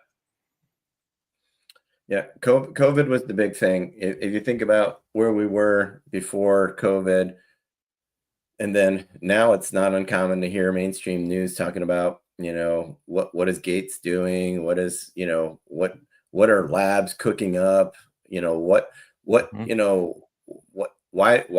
do we make all of our medical products in China? Like, all these things that just would have been just off the rails, can't touch it, conspiracy theories. Now as mainstream news takes. And it's not a coincidence to me that COVID was the largest great awakening period of our lifetime. Not a coincidence to me. Similar to Joe Biden being the greatest red pill this movement's ever seen. Very similar. Right. Yep. Dave or Paul, I want you to tell your wife earmuffs for this part. Okay. Barbara, earmuffs for this part. All right. I will not miss a press conference for the next 4 years. Nope. What? It'll be a daily watch, brother. Here she is. Spokesperson for the Trump-Vance transition, Caroline Leavitt. Did I read you're going to be the youngest person to ever hold that position? That is correct, Sean. Yes. All right. Congratulations. Number one. She is a you badass. do know that you're walking into hostile territory, right? Certainly do. And look, I think I'm well prepared for that. And I'm incredibly honored that President Trump has instilled confidence in me to speak on his behalf behind the White House podium. It's been an honor to have a front row seat to the greatest political comeback in history. And as you mentioned in your monologue, Sean, President Trump is putting together a brilliant cabinet of fantastic America First fighters, from Elon Musk and Vivek Ramaswamy, who are going to cut the waste out of our federal bureaucracy, to Susie Wiles, who is going to serve as the first female chief of staff in history. Take that, Mark Cuban, to Tom Homan. No one better to secure the border than him. And I'm so excited to speak on behalf of a president who just received a resounding mandate from the American people to deliver on the promises that he made on the campaign trail. We have the House, we have the Senate. President Trump is going to get to work on day one to implement real change that will deliver real relief and support to the American people who are struggling right now under the Harris-Biden administration. With the death of legacy media, and I define that by three major networks, every major newspaper, New York Times, Washington Post, LA Times, USA Today, all against the president, NBC, ABC, CBS, all these liberal cable channels, every late night comedy show, with the exception of Greg Gutfeld, the only one that is funny and has ratings. And I put it all together, and I thought that Ari Fleischer, former White House press secretary himself, had a great idea. Why don't you push the old legacy media that nobody is really listening to anyway, and why don't you put new media in the front of the room? Now, you have the ability to make seating arrangements, don't you? Mm-hmm.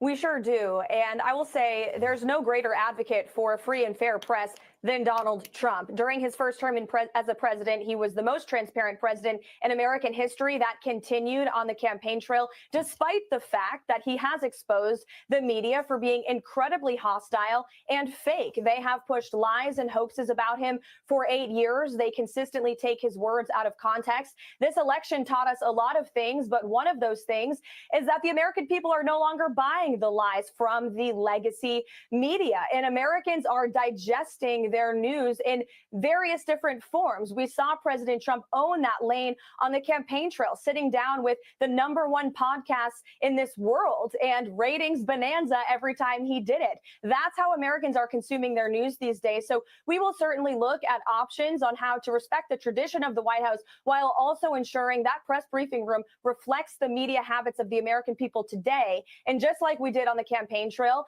President Trump is serving the American people, and we want to make sure we are getting his message out as effectively as possible to the American people he is serving.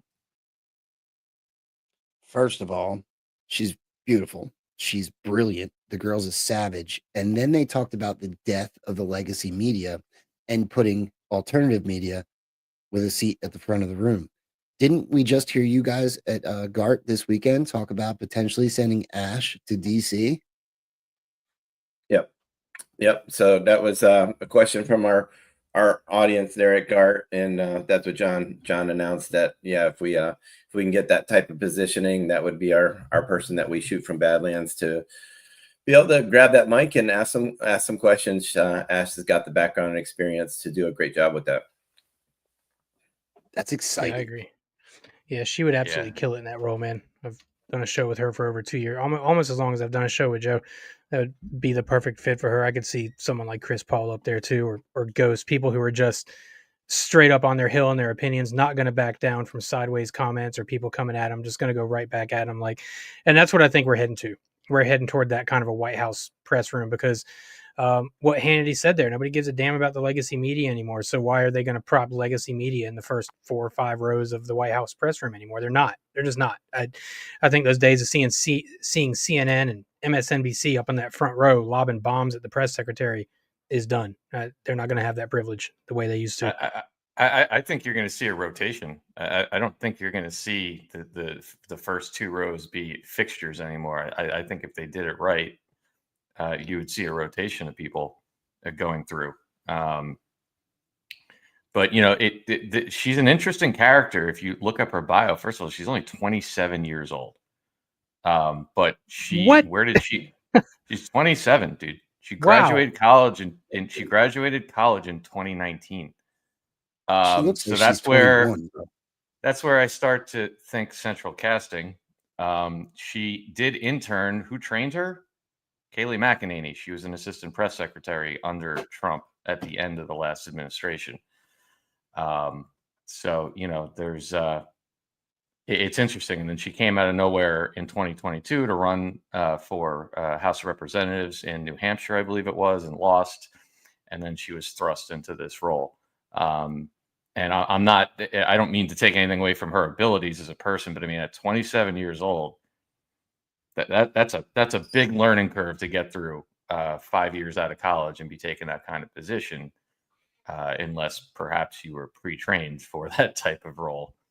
It's kind of like Ezra Cohen Watnick, right? I mean, that dude was 32 when he took his position in the Trump administration, overseeing all of the intelligence coming from the military. Me sitting here as a 42-year-old, I'm like, the hell did you do that at 32 years old, man? And Levitt, like, how are you going to do this at 27? That would have just cooked my brain back then, having that kind of responsibility, man. But that's, probably why I was kind of late to the curve in life. I was trying to survive on the streets at 27. Making daily briefings great again. Yeah, right. I got to be honest. I never thought that anyone would do it better than Kayleigh, ever. But for the first time after seeing this young lady speak, I think that it's very possible. Another idea I'd like to float out there is that she just admitted that they have the power to change the seats in that room. So that lends to the idea that they didn't change the seats in that room the first time to expose them. Oh yeah. Oh, Who's the guy? Jim Acosta? Jim Acosta. Yeah. Total central casting. The way him and Trump would go back and forth, that was another actor in the show, in my opinion. Yeah, I think Acosta was. Acosta is an interesting case to me, man, because if you look at his family background, his family came here from Cuba to escape communism. So it's kind of interesting. Acosta was also the one, I believe it was back in 2020, he was in the press briefing room and there was a handkerchief hanging out of his back pocket that was red and appeared to be a MAGA handkerchief, maybe a little clue left. I don't look, I've said before, I think some of these folks, if we knew all the folks who were really on our side, there are absolutely some where we would, some of us would probably kick and scream tooth and nail. I mean, there's no way that dude's a white hat. That's just how you have to go about it, man. That's, you have to infiltrate their institutions deeply. I'm convinced there are some of these mainstream media talking heads that are actually on our side, and they're playing a role very, very well. The funniest thing with him is he went to the border wall, and he's like, "This is the Trump border wall," and he's showing for like miles that there was nobody coming through. So like he tried to go there. He tried to go there to like crap on the wall, but it was 100% vindicated by him showing that it was totally working, that nobody was coming through. I'm like, this guy's central casting. Because that's exactly the kind of mistake they would make, right? Right. Yeah. I actually we saw Acosta. I saw him in person at CPAC in 2021. So it was right after Trump, quote unquote, left office, and he was like kind of getting surrounded, not in an aggressive way, by all the MAGA people chanting CNN sucks, and CNN people sucks. just hurling all these insults at him. And I remember he was literally, it was almost like he was enjoying it. Like he was not getting upset at all. Like he had a grin on his face, almost like, you know, I see you guys. So it's yeah, I agree with you guys. Yeah, it was awesome. There's some Israel for last news today. Did you guys see this? Check this out. Madison, thank you so much for that report. Now, I do want to get to some breaking news that we are following right now on an international story we've been tracking very closely. The International Criminal Court now issuing arrest warrants on Thursday for Israeli Prime Minister Benjamin Netanyahu, his former defense minister, and Hamas officials, accusing them of war crimes and crimes against humanity over the war in Gaza and the October 2023 attacks that triggered Israel's offensive in the Palestinian territory. The decision turns Netanyahu and the others into internationally wanted suspects and is likely to further isolate them and complicate efforts to negotiate a ceasefire to end that 13-month conflict. But its practical implications could be limited since Israel and its major ally, the U.S., are not members of the court, and several of the Hamas officials have been killed in the conflict. Netanyahu and other Israeli leaders have condemned the ICC chief prosecutor Karim Khan's request for those warrants as disgraceful and anti-Semitic. U.S. President Biden also blasting the prosecutor and expressing support for Israel's right to defend itself against Hamas. Hamas also slamming that request. Quote, "The chamber considered that there are reasonable grounds to believe that both individuals intentionally and knowingly deprive the civilian population in Gaza of objects indispensable to their survival, including food, water, and medicine, and medical supplies, as well as fuel and electricity." That is a quote there from the 3-judge panel. They wrote that in their unanimous decision to issue warrants for Netanyahu and his former defense minister, Yoav Gallant. I'm still very confused about Israel. I got to hear what you guys have to say about this. Anybody? I think we're absolutely in Israel for last. And me and Joe have kind of kicked around the theory that white hats are actually using them to take care of our enemies in the Middle East, namely Iran. In the missile attack from Israel against Iran the other day, Netanyahu made sure to let it be known that some nuclear sites had been taken out, sites to enrich uranium, sites to create nuclear missiles. Is it me, or does that sound like something that helps America in the long run? We had a great conversation with Pastor Steve Castle on Eye of the Storm a couple weeks ago too, where we talked about this, and we talked about Israel being for last, and how the corruption is rooted so deep there that they've got to be used for exposure too. And that's what we're seeing. We're seeing white hats use Israel to basically take care of their enemies in the Middle East, and then the Israeli whole Mossad Zionist operation is going to be exposed and brought down through Trump too. I firmly believe that. Joe, do you have thoughts? Yeah, that's where I'm at with it. You know, we kind of separate, you know, the Zionist problems from, you know, the Holy Land, and, you know, General Flynn talks about the importance of the Holy Land and the people there. So Trump seems very protective of Israel, and and our military is definitely helping wipe out everybody that's against Israel right now. So either Trump's wrong and Q team's wrong, or something else, or they're right. Go ahead, Dave. What do you got? I mean, I agree. I think it's, I parallel this with what we've been watching in the Ukraine, which is it's a cleanup operation. And yeah, it's always important to separate. And we have to say this because unfortunately there's too many people out there within the truth movement that try to propagandize this whole side of it and cause more division with it. But it's separating the deep state in Israel versus the people of Israel. And, it's just like everything else. I think the entire narrative, and again, I'm not one of those people that's going to go out there and tell you everything you're seeing there is fake. No, I believe there are kinetic operations going on, but I think much like Ukraine, you're watching a cleanup operation. And I've heard it argued from both sides on the whole Iran thing, whether Iran, whether where they stand in this whole thing, and if they are, have they been brought into the fold? I've heard it argued from both sides, but again, without getting into the weeds on it, I think this whole thing is just another. It's like Taiwan, it's like Ukraine. You throw this into the mix, it's a cleanup operation being masked as a conflict.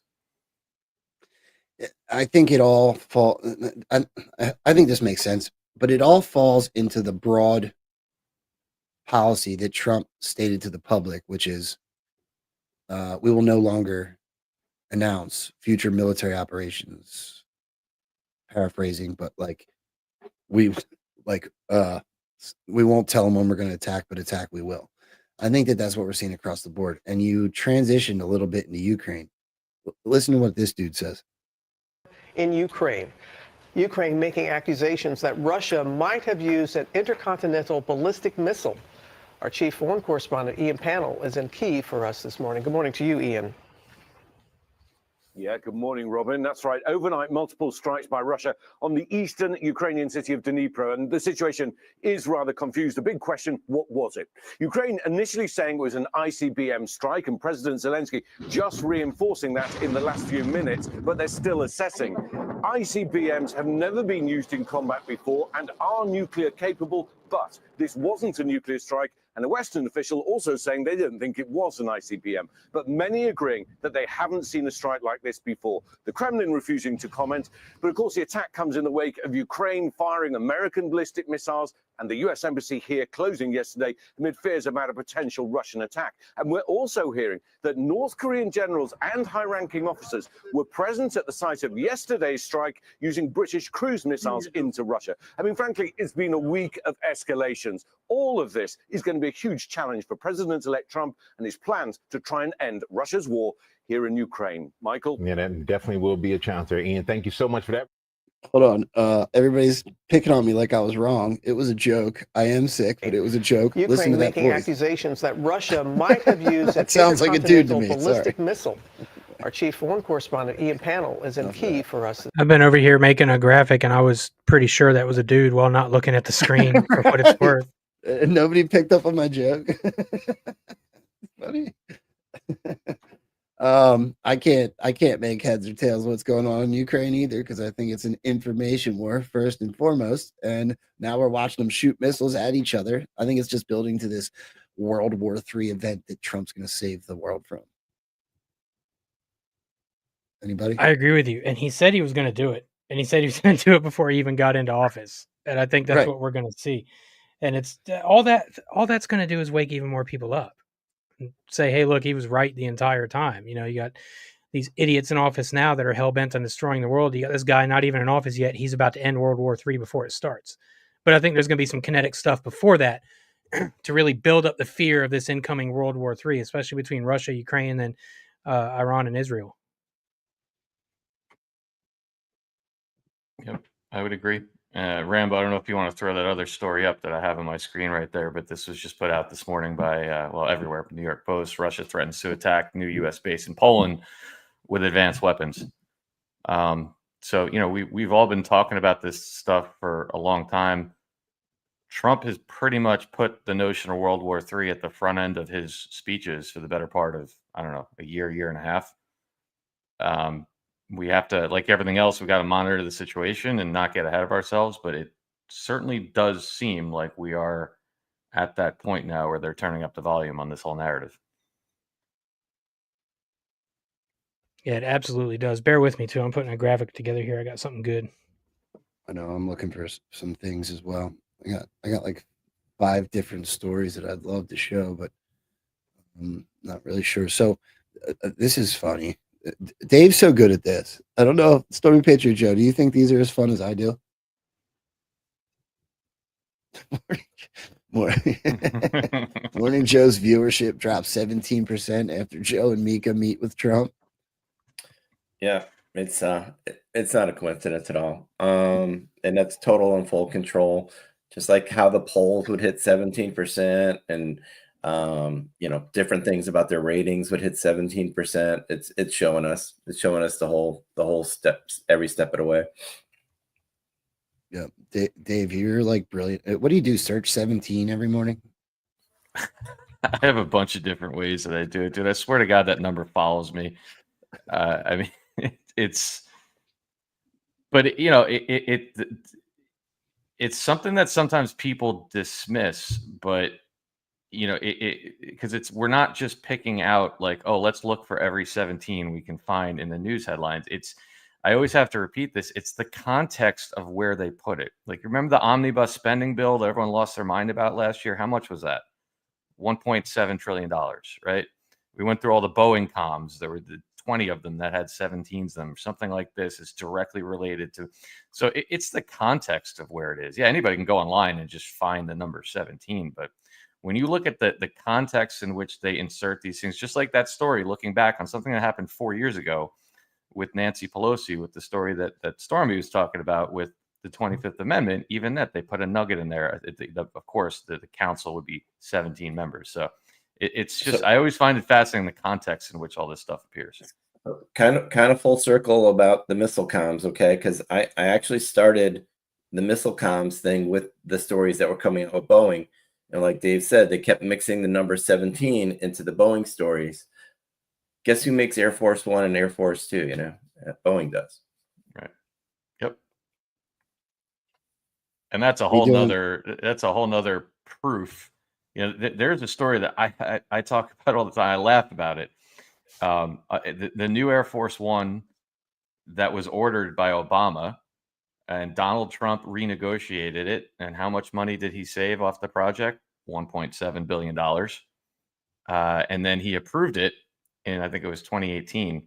And I just laughed. This is just another one of those things that doesn't, it's the things that aren't talked about sometimes that kind of further proves what we're talking about. They bought 2 existing airframes. Like, there were 2 Air Egypt, they canceled orders. So they actually had the planes built already. And now it was just a matter of them outfitting the planes to become Air Force One. And like, no one in the public questions the fact that they're now telling you that the planes aren't going to be ready until 2026. Like, it really takes Boeing 8 years to build 2 planes. So it's just another thing to throw in the mix into all this, that just we're not living through normal times.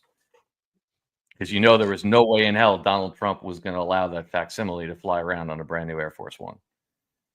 No way in hell he was going to give Biden that particular joy flying around that new Air Force One, man. I actually didn't know that. That's a really, really interesting, just another one of those interesting points that points toward it all being a show, it all being pre-planned well ahead of time. I mean, it's in our faces at this point, man. Let me pull this graphic up I was working on over here, and I'm going to give a hat tip to Kimberly Auer here, a friend of Eye of the Storm, because she pointed out this delta, and I decided to slap it all together in a graphic. But while we're on the air here, Elon tweets and says, "You are the media now. Today is obviously November 21st. Q drop 3616, November 21st Delta, the Great Awakening. You are the news now. Handle with care." I'm sure it's just another coincidence, right? Well, that's a great one, because I had 2 more. So let's look at a couple more things Elon did before we get out of here. Sure. Here's one from DC Lidstone I thought was interesting. So here's the clip that Elon posted. Remarkable statement? Not at all. The wood from which it's made, for all I know, comes from a tree that was cut down in the state of Washington. To cut down that tree, it took a saw. To make the saw, it took steel. To make the steel, it took iron ore. This black center, we call it lead, but it's really graphite, compressed graphite. I'm not sure where it comes from, but I think it comes from some mines in South America. This red top up here, the eraser, bit of rubber, probably comes from Malaya, where the rubber tree isn't even native. It was imported from South America by some businessmen with the help of the British government. This brass ferrule, I haven't the slightest idea where it came from, or the yellow paint, or the paint that made the black lines, or the glue that holds it together. Literally thousands of people cooperated to make this pencil. People who don't speak the same language, who practice different religions, who might hate one another if they ever met. When you go down to the store and buy this pencil, you are in effect trading a few minutes of your time for a few seconds of the time of all those thousands of people. What brought them together and induced them to cooperate to make this pencil? There was no commissar sending out orders from some central office. It was a magic of the price system, the impersonal operation of prices that brought them together and got them to cooperate to make this pencil so that you could have it for a trifling sum. That is why the operation of the free market is so essential, not only to promote productive efficiency, but even more to foster harmony and peace among the peoples of the world. So DC This lead pencil connected that to this drop, 925. This is not about religions or party affiliation. Evil is everywhere. There are no drawn lines, no boundaries, good versus evil. I thought that was a cool connection. It's crazy how much Elon is hitting the board without even, it doesn't even seem like he's trying. I've got a couple more over here I can show as well. This one from Elon last night, which is funny because Joe and I have been talking over me and Joe have been like, hey dude, just post a drop. And then last night he's like, not sure what a Q drop means, but the other stuff is pretty accurate. So he posted that at 8:33 p.m., which is of course 20:33 military time, and dropped 20:33 like clockwork. As Dave likes to say, I'm sure it's nothing. And then this one from Scavino last night. Accountability is coming. That came at 6:28 p.m. Military time, 18:28. Down at the very bottom of that drop. They never thought she would lose. And the thing is, that entire drop is outlining Spygate, Russiagate, the whole works. Again, as Dave likes to say, I'm sure it's nothing. Right. And you talked about what Joe did with him saying he didn't know it dropped, so we might as well show it. I've been asking Elon Musk just to let a Q drop rip. Today he said he wasn't sure what a Q drop is, which is so funny, the way that he's literally dropping QNN and everything else, right? Joe, do you want to explain what you did here? So if you keep panning down, the one on the image on the left there was back in October, and what he was hitting there, October 29th. Catherine is heavily into the Q operation, and when she does something, she highlights with a marker in her threads that she writes, and Q said follow the pen.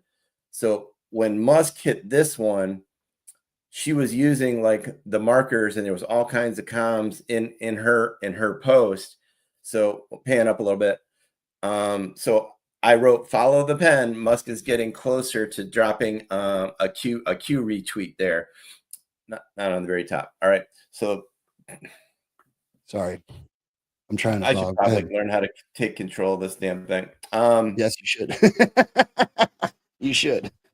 And then over on the right over there, it says this was from 11.3. So Musk wrote, the more you dig, the crazier it gets. Okay, and that was really close to this Q where it says the deeper you go, the more unrealistic it gets. So on 11.3, I wrote, he's getting really close. He's probably just going to rip a Q soon, just let a Q post rip. So then on Eye of the Storm, we did these connections that were about the Saudi purge. Okay. And the Q that Musk replied to last night was all about the Saudi purge. So that was also kind of amazing too. Not only was he hitting a Q post and asking about it, but he was hitting Q134 that's all about the Saudi purge. If you want to go to my back to my Twitter, I have the graphic there somewhere that I showed on Eye of the Storm. That was pretty cool. You'll just have to tell me what to do. That wasn't at the top, Joe. I'm on your page already. I took your advice last time. I'll keep scrolling down.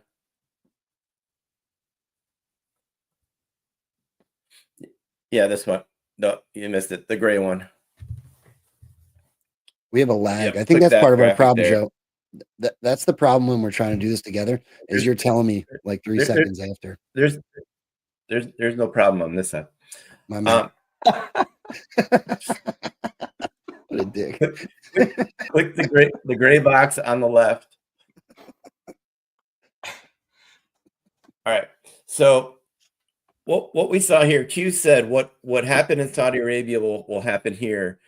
And then I found it interesting that the National Guard, 2 different National Guard were having a conversation about Saudi Arabia and hashtagging the Department of Defense and all this and forming strategic partnerships with Saudi Arabia. So because, what the Saudi purge and all the things they did was use like their military, and they went after all these corruption within Saudi Arabia.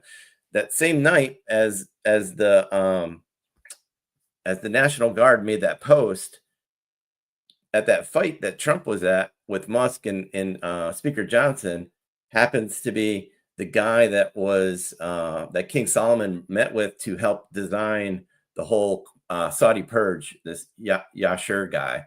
So this was so Eye of the Storm. This was that was on Tuesday that we were rolling out all these, Saudi purge comms. And then the next night, Wednesday, is when Musk replies to a Q poster, Johnny Mnemonic. And what Johnny had posted was Q134, which is about the Saudi purge.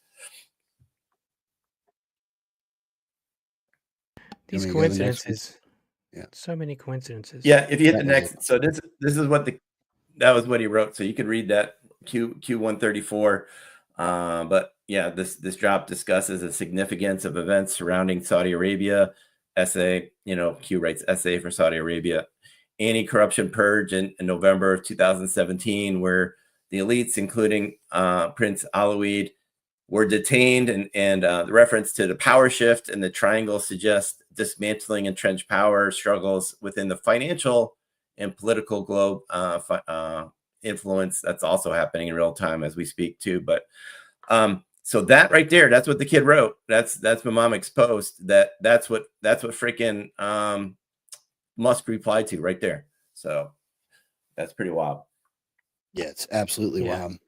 And that Yasser, I'm going to butcher the name, Al Ramayan character is a really important player in the game. He's the head of the Saudi Wealth Fund, the Saudi Investment Fund. So when you start hearing all these different things about, obviously we know about Live Golf. I believe, I don't remember off the top of my head, I believe that actually at one point he had involvement in the purchase of Miramax from Harvey Weinstein. I might be off on that one, but then we just heard on Rogan, Trump talking about the fact that the Saudis are going to be involved in reviving boxing in the United States. So I think that's a really good point that Stormy put in that slide there, that the two of them sitting together, that he's I believe a major player behind the scenes in a lot of the stuff that's still to come that we're going to see. Yep. Abs, do you have thoughts? I largely agree, man. It all goes right back to the exposure phase, the exposure op, everything being unrolled and shown to everybody, and I really think we're there, man.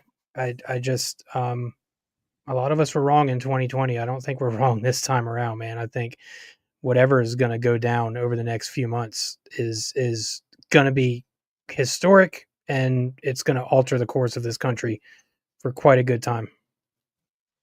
My man. All right. Well, before I get final thoughts, let me thank just a couple more people before we get out of here and I go take some Robitussin. Let me see here. So I would love to give David Becker the spotlight for just a minute. I absolutely love that dude and his wife after meeting them at GART, even more so than I did already. So if you guys need insurance, now is the time, as open enrollment is upon us. And Mid-Atlantic Business Alliance, are you paying too much for your health insurance? Fall is the time of year when insurance companies send out their annual renewals and rate increases. For many, the high cost of medical insurance is about to get even worse. David Becker and his son Jesse of Mid-Atlantic Business Alliance are here to help you get the best possible PPO insurance coverage at affordable rates. If you think the cost of groceries has exploded, you should see what the hospitals are charging these days. Without a proper PPO protection, you could be liable for tens of thousands of dollars in the event of a surgery or hospital stay. Since 1990, Mid-Atlantic Business Alliance has helped individuals and small businesses get access to nationwide PPOs, which cover both in-network and out-of-network charges in every state. Having great nationwide network like Cigna will help you keep your costs down to a minimum. If you are stuck paying your own medical insurance, call David for a free quote at 609-577-8557 or visit www.midatlanticba.com/Rambo, or you can just tell him on the phone that Rambo sent you. That works either way. And then, of course, I want to thank the dude that's been sponsoring the show since day one, sponsors everybody. Literally, Mike Lindell is out here supporting every single possible patriot in the movement. And I highly suggest going back and supporting him. His products are amazing. And he's been supporting me since day one. So if you go to mypillow.com and you use promo code Rambo, you will support him as well as supporting the show. So I appreciate that as well. Just a couple gold pills over here on pill.net. John 121878 with a can. Thank you very much. Water Wizard also with a can. Redeemed Patriot with a cookie. Thanks, Joe, Paul, Dave, and Joe for what you do. Thank you for being here. Braves Piano gifted a can. Good afternoon, Rambo and friends. Good afternoon, Braves Piano. Thanks for being here. And Water Wizard also with the can. Not sure that I missed any Rumble rants. I think there was another Red Castle. Yeah, Quail Q Stang is now a monthly supporter. Thank you very, very much. I love the Red Castles. You guys are the absolute best for doing that. I appreciate you. I think we got everybody else. If I didn't, I will check. No, You got one more interesting rant on there. I don't know if you saw Resolute 23 Patriot sent a $17 rant. He said, guys, put a mirror on the timestamp of Trump's truth about Gates, Q3421. And I do have it up on my screen if you want to pull it up really quick. You can do it again if you want. He put out a truth saying, I greatly appreciate the recent efforts of Matt Gaetz in seeking approval to be Attorney General. He was doing very well, but at the same time did not want to be a distraction for the administration, for which he has much respect. Matt has a wonderful future, and I look forward to watching all the great things he will do. The timestamp was 12:43. So he mirrored that, and it is pretty interesting. If you look right in the middle of it, there's an image that says, how do you fill your administration if the majority of those in politics are corrupt? Draining the swamp. Good Joe, catch, are you man. going to bust his balls like you bust mine? Come on, dude. What I was going to say was Dave did a much better job presenting it than you did the first time. You're never invited back. And he navigates better too. That's actually really funny. That was great. Oh, that is a dasting find, dude. Oh, God. You guys should have seen the four of us all in the same place at the same time at GART. It was pretty entertaining. Dave, you did a much better job than I did when I did it earlier. That was really funny. All right, time for final thoughts, except for Joe. He doesn't get any. That was too Paul, go ahead, buddy. You got anything to say? I yield my time to Stormy Joe. Go ahead, Joe. Just like we said, use your discernment. That's what part of the reason why I posted that whole thing about that Scaramucci model and what I wrote next to that post was just watch. There's going to be people coming and going. There's going to be reasons. There's going to be some people that you think shouldn't be in these particular positions. Just watch how it plays out. And boom, I mean, it all happened in real time. I got great people posting about what it smoked out with the Gates position, and I'm fully on board with that. That's what it did. Able to see who the loyalists are and everything like that. But yeah, no, thanks for having us aboard. Eye of the Storm tomorrow night, 9:00. And your Substack, I've been watching. You've been doing like little 1-minute reads on your Substack. They're all really good. I highly suggest anybody go over there. He can't bust your balls if you're just reading his stuff. Yeah. Go ahead, Dave. What do you got coming up, Dave? Let's see. You can just go to newstreason.com. That's my link tree. That's got everything on there. I'm probably going to do a call-in show. I do it like once a month, where I just let other anons and people in the audience call in, and we kind of just chat about what's going on. Those are usually pretty fun. I'm probably going to do that either tomorrow night or Saturday. Mark has a show with Mary Flynn coming up on Sunday at 8 p.m. talking about human trafficking. That's going to be a great one. We had the honor of meeting her at an event recently. And then next week, I got Patrick Gunnels coming in 8 p.m. on Tuesday and Mike King 8 on Wednesday. But really what I wanted to add to what Stormy was saying is, we say it all the time, protect your mind. I mean, I don't think there's personally 3 better people in the movement than the 3 that are surrounding me right now in terms of presenting information to you guys that should show everybody that we are in control. We've been in control and will continue to be in control. And so it wouldn't surprise me. I think we're already seeing it happen, that they're giving, especially with this World War III stuff, they are giving everybody a whole lot of weapons to bring to the Thanksgiving dinner table coming up next week. And I wouldn't shock me if we get more. That's part of what we've seen them do throughout this whole thing, is seed narratives and give it time and let it marinate so that people can go out and discuss it with others. And I think when you're talking about something like a potential nuclear war and a World War III, that's something that is not really going to be too divisive to discuss, at least maybe not at the dinner table, but in the events around it with family and friends. And so I think it's not a coincidence that it's happening now. And so with that being said, I tell people all the time, stick to the facts. We all know what's going on, but remind people when you go home, don't talk about masks and clones and body doubles and that kind of stuff. Stick to the news, stick to the narrative that is being given out to the public. That's what they want people discussing. That's what's going to yield you the most results in waking people up.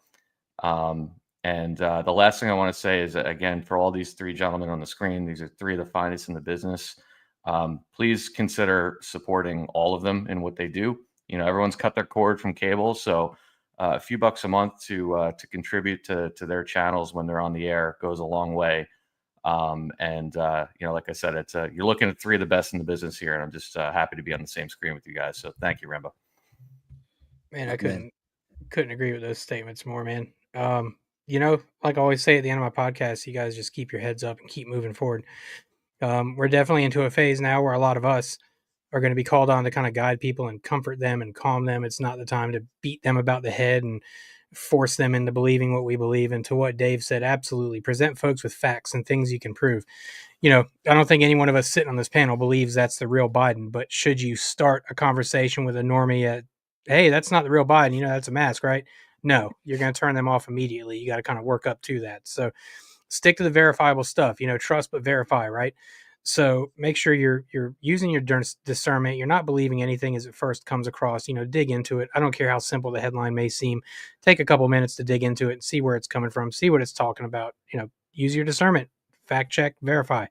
And as you move forward, just do your best to help those out around you who may be wondering what the hell is going on, because there's going to be a lot more of those people over the next 6, 7, 8 months, up to a year, this whole administration. There's going to be people wondering legitimately what the hell just happened in this country over the last 8 years. And folks like Stormy, Dave, Rambo, other fine patriots in this movement, we're the ones people are going to be coming to for these answers. And I just firmly believe the way to give those answers and guide these people is through kindness and compassion. And I'm not saying there aren't instances where, throwing some bows isn't called for. There's definitely going to be times where you don't have to be so soft about it. But by and large, I would advise compassion to people who are waking up right now and may have been your mortal enemy a year ago. These are people now that want to wake up and see the truth and come to the light. And I just kind of take the responsibility seriously to help them along as opposed to scare them off. My man. Well, you guys talked long enough that I remembered to do all the things today. So all you guys over there on pilled.net, I did release the scratching. Please go ahead. That thing should be stacked up because I have forgotten for probably the last 6 or 7 shows. So go in there and win your gold pills. I appreciate all you guys. And I did set a raid for anyone that's interested to go over and see Drunk Pinata, who I'm hoping to have on here soon. Sheriff Mack is coming up. I'm not sure exactly what I'm doing Mondays. I've been playing it by ear because of my court date with my mom, but I promise you I will be doing something fun on Monday. You guys, I'm gonna copy the sentiments. I think that every single one of you are amazing, especially coming off that weekend that we just had together. Everybody from Badlands was nothing less than amazing to all of us, especially Dave and I. I believe that we were welcomed with open arms, and you guys are amazing for it. So I thank you. I guess that's it for today. I will try to be there for the next Eye of the Storm, and I will definitely be in there hanging out with you, Dave, in your chat. So thank you guys. All right, we'll see you next time. Peace.